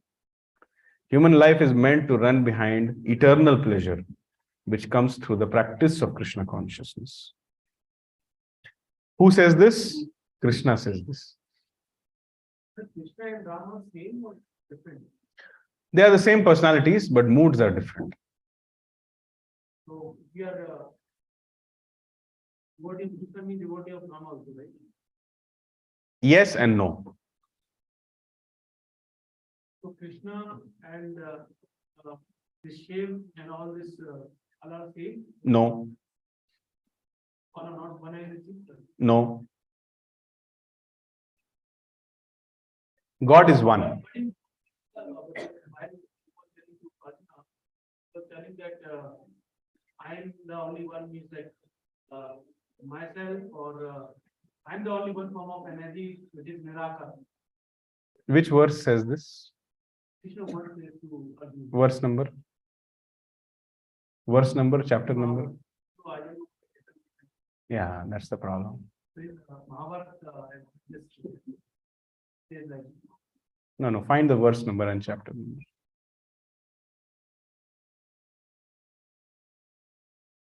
What is your question exactly? my question is like this Krishna one and this Shivji, Shivling, all are the same form of same energy? No. Different. Krishna and Shiva are not the same. Not Shiva, I would see Mahadev. So what is the difference between Mahadev and Shiva? Mahadev is different and Shivji is different, right? What is your question? My question is that this one only. Both are gods are same. All the gods are. Lord Shiva is not God. Lord Shiva not the same God. Yeah. Who is Shivling? Shivling is a represent deity form of Lord Shiva.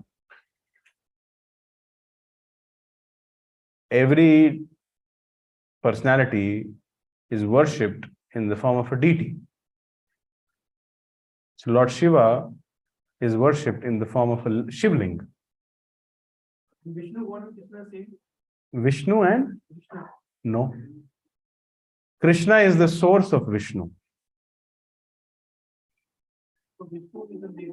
Krishna is not the avatar of Vishnu. Krishna is the source of Vishnu. Unfortunately, TV serials showed you wrong. See, Krishna is the supreme personality of Godhead. Ete cha amsha kalaha pumsah Krishnastu Bhagavan Swayam Indrari Vyakulam Loke Mridyanti Yuge Yuge. Krishna is the Supreme Personality of Godhead. Krishna expands into Balram. The first expansion of Krishna is Balram. The second expansion is Srimati Radharani. From Srimati Radharani, all the Lakshmi Tattvas, they originate. Srimati Radharani is the source of all Lakshmis. From Balram, all the further expansions of Krishna happen. But from Balram come Aniruddha, Sankarshan, Vasudev, and Pradyumna. From the first, this is called as the Chaturvyuha. From the Sankarshan, who is coming from Balram, all the spiritual planets emerge. From Sankarshan comes Narayan. Again from Narayan, another set of Chaturvyuha called Aniruddha, Pradyumna, Vasudev, and Sankarshan come. From the second Sankarshan of the second Chaturvyuha comes Mahavishnu. Mahavishnu, from the pores of Mahavishnu, multiple universes are emanating. As he breathes in, all the universes go into his body, and as he breathes out, multiple universes are coming out from the pores of his body. The size of his breath is 311 trillion 40 billion years. That's the expanse of one breath of Mahavishnu. When he breathes out, multiple universes are created. So Mahavishnu further expands himself into Garbhodakshaya Vishnu, and he enters each and every universe and lies down in the Garbhodak ocean at the bottom of every universe. And from the navel of this Garbhodakshaya Vishnu arises a lotus flower, and in the stem of the lotus flower, the planetary systems of that universe are there. So in our universe, there are 14 planetary systems. So in the stem of that lotus flower, there are 14 planetary systems. And on the top of lotus flower, without the help of Mother Lakshmi, Garbhodakshaya Vishnu gives birth to Brahma. So that means in every universe, there is Brahma, there is Shiva, etc., etc., etc. Now, Garbhodakshaya Vishnu, after giving rise to Brahma and asking him to do the secondary creation, and Brahma in turn giving rise to various other demigods, including Lord Shiva, finds it difficult to run the creation. So, Garbhodakshaya Vishnu further expands into Kshirodakshaya Vishnu, or that form of Vishnu which lives on the milk ocean. This is that form of Vishnu which the demigods interact with. Demigods, when they go to pray, they go on the Kshir Sagar. They meet the form of Vishnu, that is called Kshirodakshaya Vishnu. Demigods cannot meet Garbhodakshaya Vishnu or Mahavishnu. So Kshirodakshaya Vishnu enters each and every atom of the universe and also becomes the Paramatma in the heart of every living entity. So Kshirodakshaya Vishnu is an expansion of an expansion of an expansion of an expansion of an expansion of an expansion of Krishna. But ultimately, the source of all Vishnu Tattvas is Krishna. Brahma is the most perfected living entity. He displays around 78% of the qualities of God. But Lord Shiva is not exactly a living entity. He is in the Ishvara Tattva. Brahma is Jiva Tattva, but Lord Shiva is Ishvara Tattva. He is above the Jiva Tattva. So he displays 85 or 86% of the qualities of God. But higher than Lord Shiva is Vishnu Tattva, that is Bhagwan category. So Vishnu Tattva displays 94% of qualities of God. But there are certain qualities which even Vishnu does not exhibit. Rupa Madhurya, Venu Madhurya, Rasa Madhurya, and Leela Madhurya. Krishna is more beautiful than Vishnu. Lord Vishnu cannot play the flute like Krishna. Lord Vishnu cannot steal the butter like Krishna, Leela Madhurya. And Lord Vishnu does not have that kind of intimacy and wonderful, what can I say, rasa in the pastimes as Krishna is displaying. So Krishna excels Vishnu or Narayan in these four categories: Rupa Madhurya, Leela Madhurya, Rasa Madhurya, and Venu Madhurya. So therefore, Krishna is the supreme personality of Godhead. Krishna, God at home is Krishna. Krishna at home is Krishna, and Krishna at office is Vishnu. Like that you can understand. Did you understand? So why this creation is there still? Come on. You are asking such questions, and when I answer it, you go back to the first session of Gita course. Why this? We desired, the question is, we desired to stay independent of Krishna. We desired to enjoy like Krishna. We saw in the spiritual world, Krishna was being glorified, he was being served. We became envious of him. So we wanted to become God.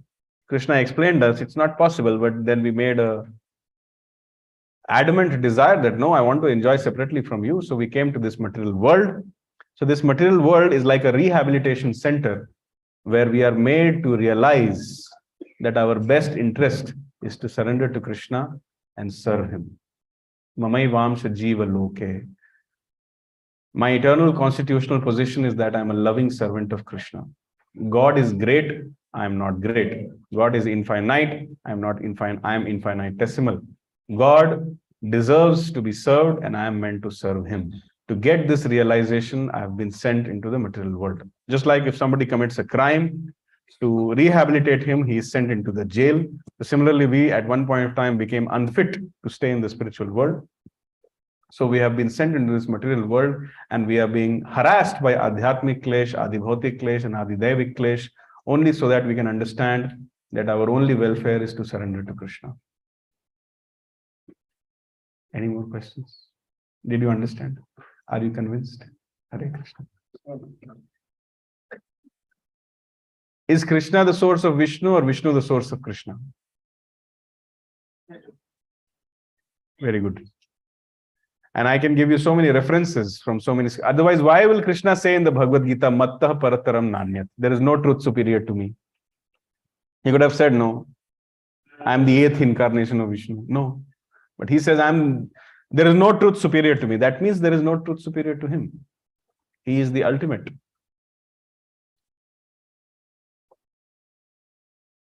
However, the same personality expands as Vishnu. So the personality is the same, but his moods are different. For example, you questioned Ram. You asked me whether Ram and Krishna are the same. My answer is yes, but the moods are different. Lord Ram will not choose to display some pastimes. When Lord Ram would walk in Ayodhya, seeing the beauty of the unbelievable body of Lord Ram, everybody, all the women in Ayodhya would want to marry him. But Lord Ram said, I can't do this. Please wait until I come as Krishna. In the previous incarnation, Prithu Maharaj, an empowered incarnation of the Lord, when he used to move around, everybody, even the wives of the demigods, were so attracted by him. When Lord Ram went to the Dandakaranya, the sages, having male body, they also wanted to embrace Lord Ram. But then Lord Ram's mood was that, okay, in this life or in this Leela, I don't want to exhibit my pastimes as the supreme personality of Godhead. Rather, I want to be known as Maryada Purushottam. I want to lead the life of an ideal human being. So therefore, he did not do those pastimes. But these people who had a desire to associate with God became the residents of Vraja and Krishna satisfied them as Krishna. Krishna is God. Lord Ram is God. Krishna is God. But Lord Ram chooses to display some pastimes. But the pastime of Krishna is like the full moon. Unlimited. Everything is unlimited in Krishna's pastimes. Lord Ram led a life according to the rules and regulations of the human society. But Lord Krishna, being God, he didn't care for the rules and regulations of human society also. Did you understand? So worshipping anyone, any god, So it's that worshipping is not going to Krishna. Because as you said, Mahabharata is Worshipping any? God. First of all, you understand there is no question of any God. God is one. You cannot say that I will worship any God. There is only one God, Krishna. Apart from him, everybody else is demigod. And worshipping of any demigod is avidhi purvak. If you worship any demigod, that is not recommended by the Bhagavad Gita. Bhagavad Gita, chapter 9 tells you Krishna doesn't like that. He wants you to worship him. But when he sees that you are misguided, distracted, and you are worshipping Indra, Chandra, Durga, Kali, Shiva, etc., he cooperates with you. He makes your faith stable in the worship of that demigod. Through that demigod, it is Krishna only who is fulfilling your desires. That demigod is alone powerless to do anything to you. Who created the demigods? Krishna. So through the demigod, it is Krishna who gives you your desire fulfillment. He only stabilizes your faith. But ultimately, if your worship of demigods is sincere, then that demigod only will take you to the lotus feet of Krishna. But if you are worshipping a demigod only for materialistic purpose, then you'll never understand what is the real truth. So worship in the Gita courses, we recommend please worship God, don't worship demigods. If you want to worship demigods, you will be cheated. Because the demigods, they are not Paramatma. They don't know what is good for you and what is bad for you. They'll give you, they are like shopkeepers. You do that vrata and they'll give you what you want. But if you do something for Krishna, Krishna will see, oh, this idiot soul is asking me this, it is not good for him. You do that vrata for 10,000 lifetimes, Krishna will not give you. Because he knows he's not good for you. So therefore, demigod worship is condemned in Bhagavad Gita. But still it is allowed because we are envious, they don't want to surrender to Krishna. So instead of being an atheist, you surrender to some demigod. But even while worshipping the demigod, one should have an idea that this demigod is not the supreme personality. Krishna is the supreme personality. So when you have this understanding that Krishna is the supreme personality, why not worship Krishna? What is missing in Krishna which is there in some demigod? That is my question to all of you. You are worshipping Indra, Chandra, Durga, Kali, Shiva, Shani. What is missing in Krishna which is there in this demigod? You tell me. All demigods are like part of Krishna. All demigods. Yes. So, why don't you eat from your ear? Why do you eat from your mouth? The question is, all demigods are part and parcels of Krishna. So why can't we worship the demigods? So my question is, the natural way of eating is through the mouth. So why don't we eat from the ears and the nose? There are 9 holes in the body. From anywhere you can inject food. Why do you use the mouth only? Because there is a proper way of doing that. By worshipping Krishna, all the demigods are automatically worshipped. But if you do not worship Krishna and worship only one single demigod, that is avidhi purvakam. Just like eating food through the ears is not proper. Similarly, worshipping a demigod is avidhi purvakam. Rather, if you worship, I'll tell you, if you become a devotee of Krishna, you will please Lord Shiva more than what a person worshipping Lord Shiva is pleasing him. If you become a devotee of Lord Krishna, the sun demigod will be so pleased with you that you cannot imagine. Just like by watering the root of the tree, everything is taken care in the tree. Similarly, by simply worshipping Lord Krishna, the whole universe is satisfied. Is it clear? Worshipping any demigod is not equivalent to worshipping Krishna.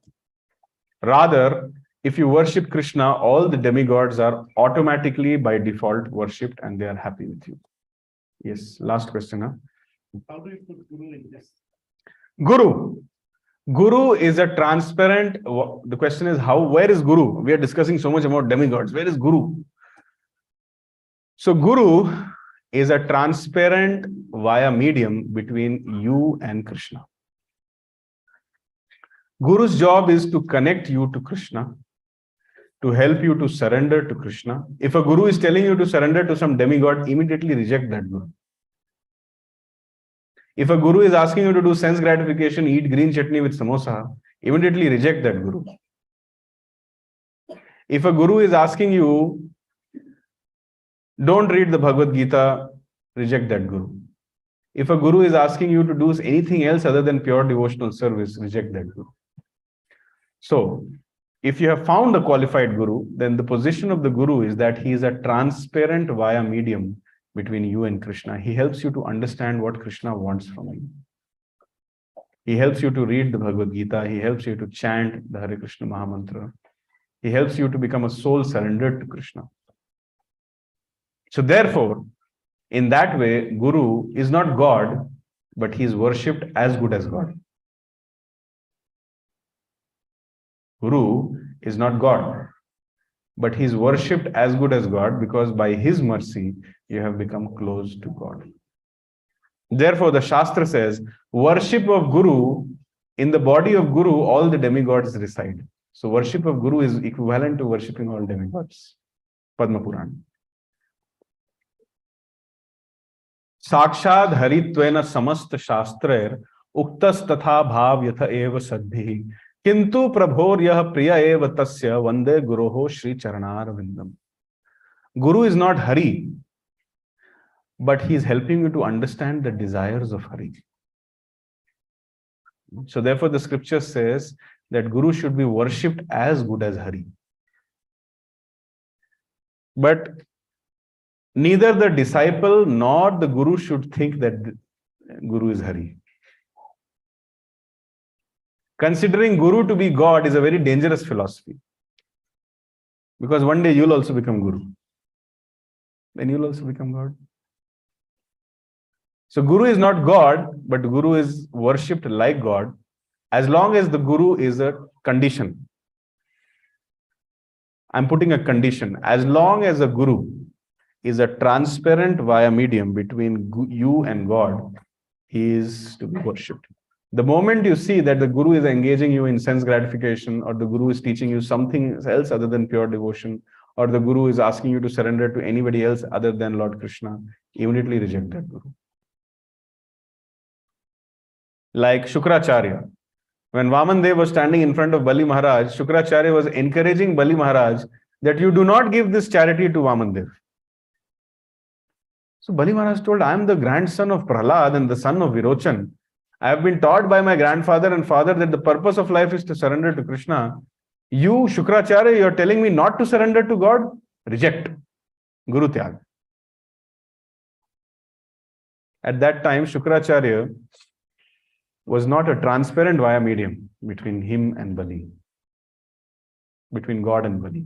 So therefore, but if the Guru is a transparent via medium, he should be worshipped as good as God. See, you cannot approach God directly. But you know who is Guru? He is a very confidential associate of God. Like Prabhupada, he is a very confidential associate of Krishna. So if I worship Srila Prabhupada, if I worship the Acharyas, then I can understand that God is pleased with me. Yasya prasada bhagavad prasada. If the Acharyas are pleased with me, that means Radha and Krishna are pleased with me. Yasya prasadan nagatihi kutopi. If they are not pleased with me, that means 100% Radha and Krishna are not pleased with me. This is Guru. Did you understand? Guru is not God, but should be worshipped like God. Why? Because he is taking you closer to God. Any other questions or comments? So today there were many questions, so I'm discontinuing whatever I wanted to discuss. I will continue this in the next sessions, okay? Can we distribute the Japmalas? We will have a chanting session. Till the Japmalas are being distributed, we'll take some more questions if there are any.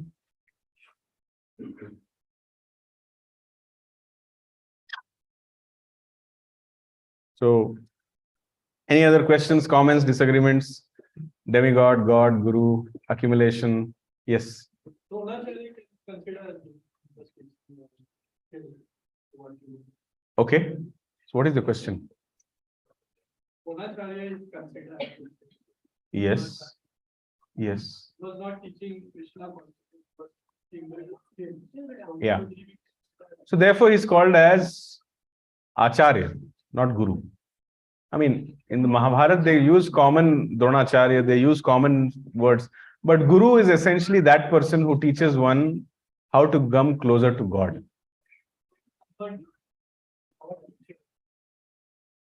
If your teacher is teaching you how to become very good in share market, the word Guru is not to be used. Yes. Yeah.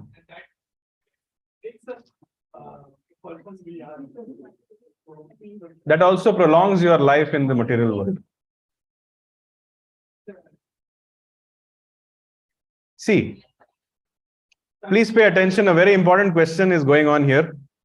Hare Krishna, please pay attention. The question is that I have been taught by so many teachers. They have taught me ABCD, they have taught me calculus, they have taught me so many things that they have made me the person whom I am today. So should I call them Guru or not? I would like to ask this question to the devotees here. What do you think? Terms like gadget guru, share market guru, family guru. person, You mean your school teachers? Yeah. someone who genuinely. Yeah. What did they teach you? That is more important to analyze. We learned in the schools and colleges Udar Bharan Vidya, how to feed our belly. Is that the main aim of life? How to feed your belly? Huh? Yes, Baba, that is also important. I am not saying it is not important. Don't feed your belly. Every session we feed your belly or not. That is important, but that's not the goal of life. So a person who teaches me to understand and practice the goal of life, Athat Brahma Jigyasa, that person is Guru. I can be taught how to lead a life, how to fill my belly. Even if someone doesn't teach me, I will learn it. How to fill my belly. But Guru means one who helps you to understand what is the purpose of life. That is called Guru. Now, because of improper understanding, this word Guru has been misused in so many places that we start thinking that the person who taught me how to play cricket is also my Guru.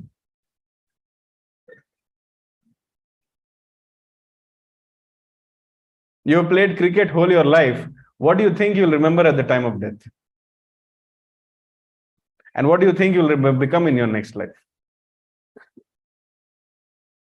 So it is better to associate with a person who teaches you Krishna consciousness and helps you to remember Krishna at the time of death. That person should be called as a Guru. Because of improper understanding of the goal of life, people have misused the words like Acharya, Pandit, Guru. They have been misused. And they have given these titles to politicians also. Titles like Pandit, Mahatma, and Acharya have been given to politicians.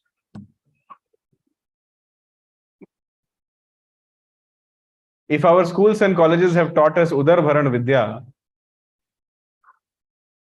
how to fill your belly nicely, which is not the sole aim and purpose of life, then how can we call our schools and universities as gurus? They didn't teach us how to control our mind. They didn't teach us how to build a good character. They didn't teach us how to control our senses. In fact, it will not be an overstatement to say whatever the animal-like existence which we have today, our schools and universities are responsible for that. Whatever the artificial lifestyle and economy which we have, our schools and universities are responsible for that.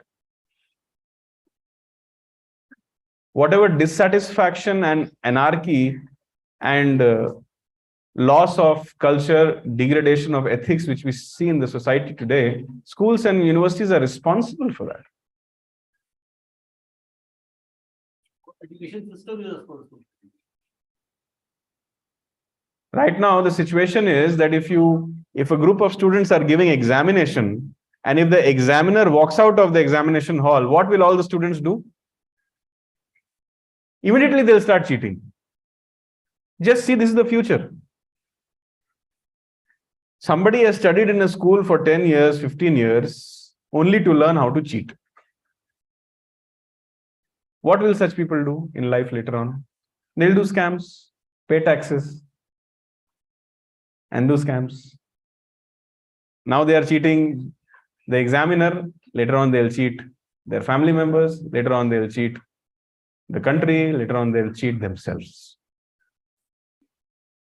So therefore, I'm not saying all that is not needed. Everything is needed. But let's not throw around the word guru. Somebody who has taught me how to pick up nice brinjals and potatoes from the market has become my sabji market guru. No, please. Guru is a very serious terminology. Let's use it very seriously. It should. Sorry? Can they be called Acharya? Sabji Acharya? Expert. The word Acharya means one who lives what he teaches. If I am teaching you that you should chant 16 rounds, and if I am living by that principle, then I am an Acharya. Acharya, one who teaches by his acharan, is called an Acharya. So therefore, Drona was called as Dronacharya and not Guru. Krishna is Guru. Yes. Do we all have japmalas in our hands? You have a question? No. Can someone get my japmala from inside? Till then, you can ask the question. So, I've always grown up learning that Mahavishnu was the original God and Krishna was one of the avatars. Even in the This is a difference in sampradaya. Yes. Mahavishnu. And even in But the Bhagavatam says something else. Yes. so that person, There is no difference as such. See, this is the mood of the Acharya. The reason I'm coming to that. So you see, this is the difference in the mood of the Acharya. Ramanujacharya had a different mood. Madhvacharya had a different mood. Lord Chaitanya had a different mood, etc., etc. So therefore, there is a slight variation in the philosophy of various sampradayas. In a public forum, I would choose to discuss more the commonalities rather than the differences. And my suggestion is that whichever sampradaya you belong to, you follow the mood of the acharya of that sampradaya. That is the safest thing to do. Even amongst the Vaishnavas, there is a great discussion, like who is the Supreme? So there are some books written by acharyas like Rup Goswami who have analyzed the various Vedic scriptures, and they have given, it's called as Lagu Bhagavatamrit. If you read that, it will be clear who is the Supreme Personality of Godhead. But, it's depending on the mood of people also. For example, some group of Vaishnavas, they want to worship God in the mood of awe and reverence. So when you want to worship with awe and reverence and respect, and you cannot digest that God is stealing butter. You can only worship God in the form of Narayan. So that is your mood. So because you have that mood, so God has incarnated like Narayan. There's nothing wrong in it. You worship like Narayan. Now, some people are like the Vrajvasis, and their mood is different. They want to worship Krishna like a son, or like a friend, or like a lover. That is also a bona fide existence. So it depends on the mood. Jiski rahi bhavana jaisi, Prabhu dekhi tin murat taisi. Whatever kind of emotion you have, Krishna reciprocates accordingly. No emotion is good, no emotion is bad.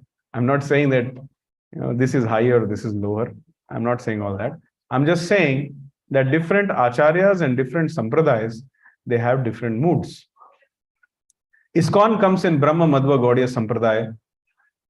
Here we follow Bhagavatam. Whatever I told you is the teaching of Bhagavatam, is the teaching of Lord Chaitanya. In ISKCON, in Brahma Madhva Gaudiya Sampradaya, it is understood and practiced that Krishna is the Supreme Personality of Godhead, source of all Vishnus. And here the mood of worship of Krishna is the Vrindavan form of worship. We worship Krishna and Srimati Radharani together in the Vrindavan mood. That is the mood of ISKCON. However, the mood of Sri Sampradaya is different. They want to worship Krishna or God in the mood of awe and reverence. Now, Krishna doesn't fit in the awe and reverence structure. So therefore, you need Narayan for that. Okay? So from that perspective, you understand. If somebody says Narayan is the source of Krishna, it is right also, wrong also. Right, because when Krishna is descending in the material world, he is passing through all his agencies.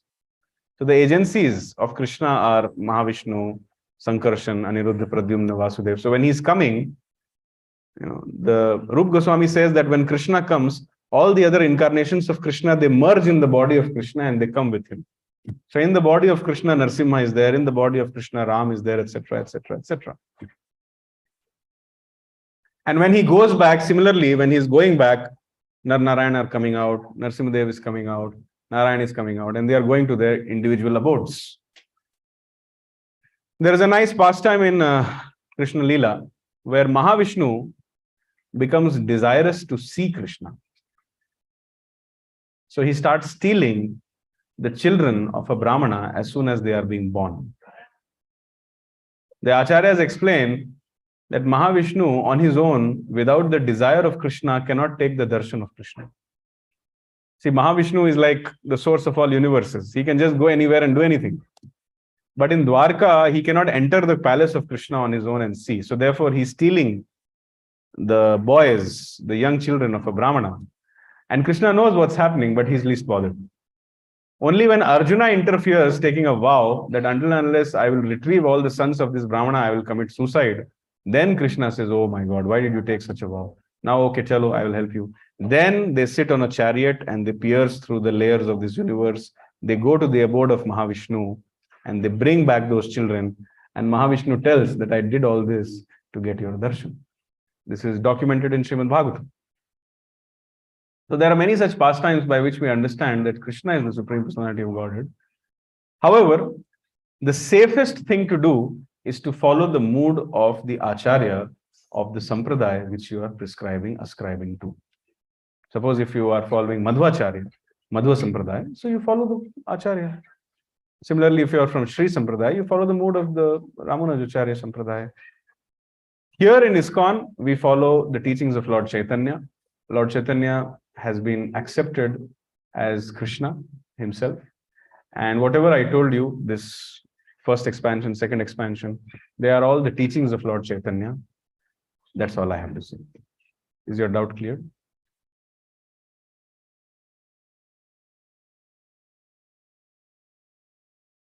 Okay, so we will stop our discussion here and then we will do something which is most important in our sessions, that is chanting of the Hare Krishna Mahamantra. All the discussions which we are doing, they simply culminate in chanting of Hare Krishna. If by all these discussions we are not able to chant, then something is wrong. But if we are able to chant, then everything is right. Whether we have so many disagreements, agreements, arguments, but ultimately if we all sit and chant together, that is our success. Okay, let's chant. First we'll chant the Panchtattva mantra. Jai Shri Krishna Chaitanya Prabhu Nityananda Shri Advaita Gadadhara Shri Vasadi Gaura Bhakta Vrinda Hare Krishna Krishna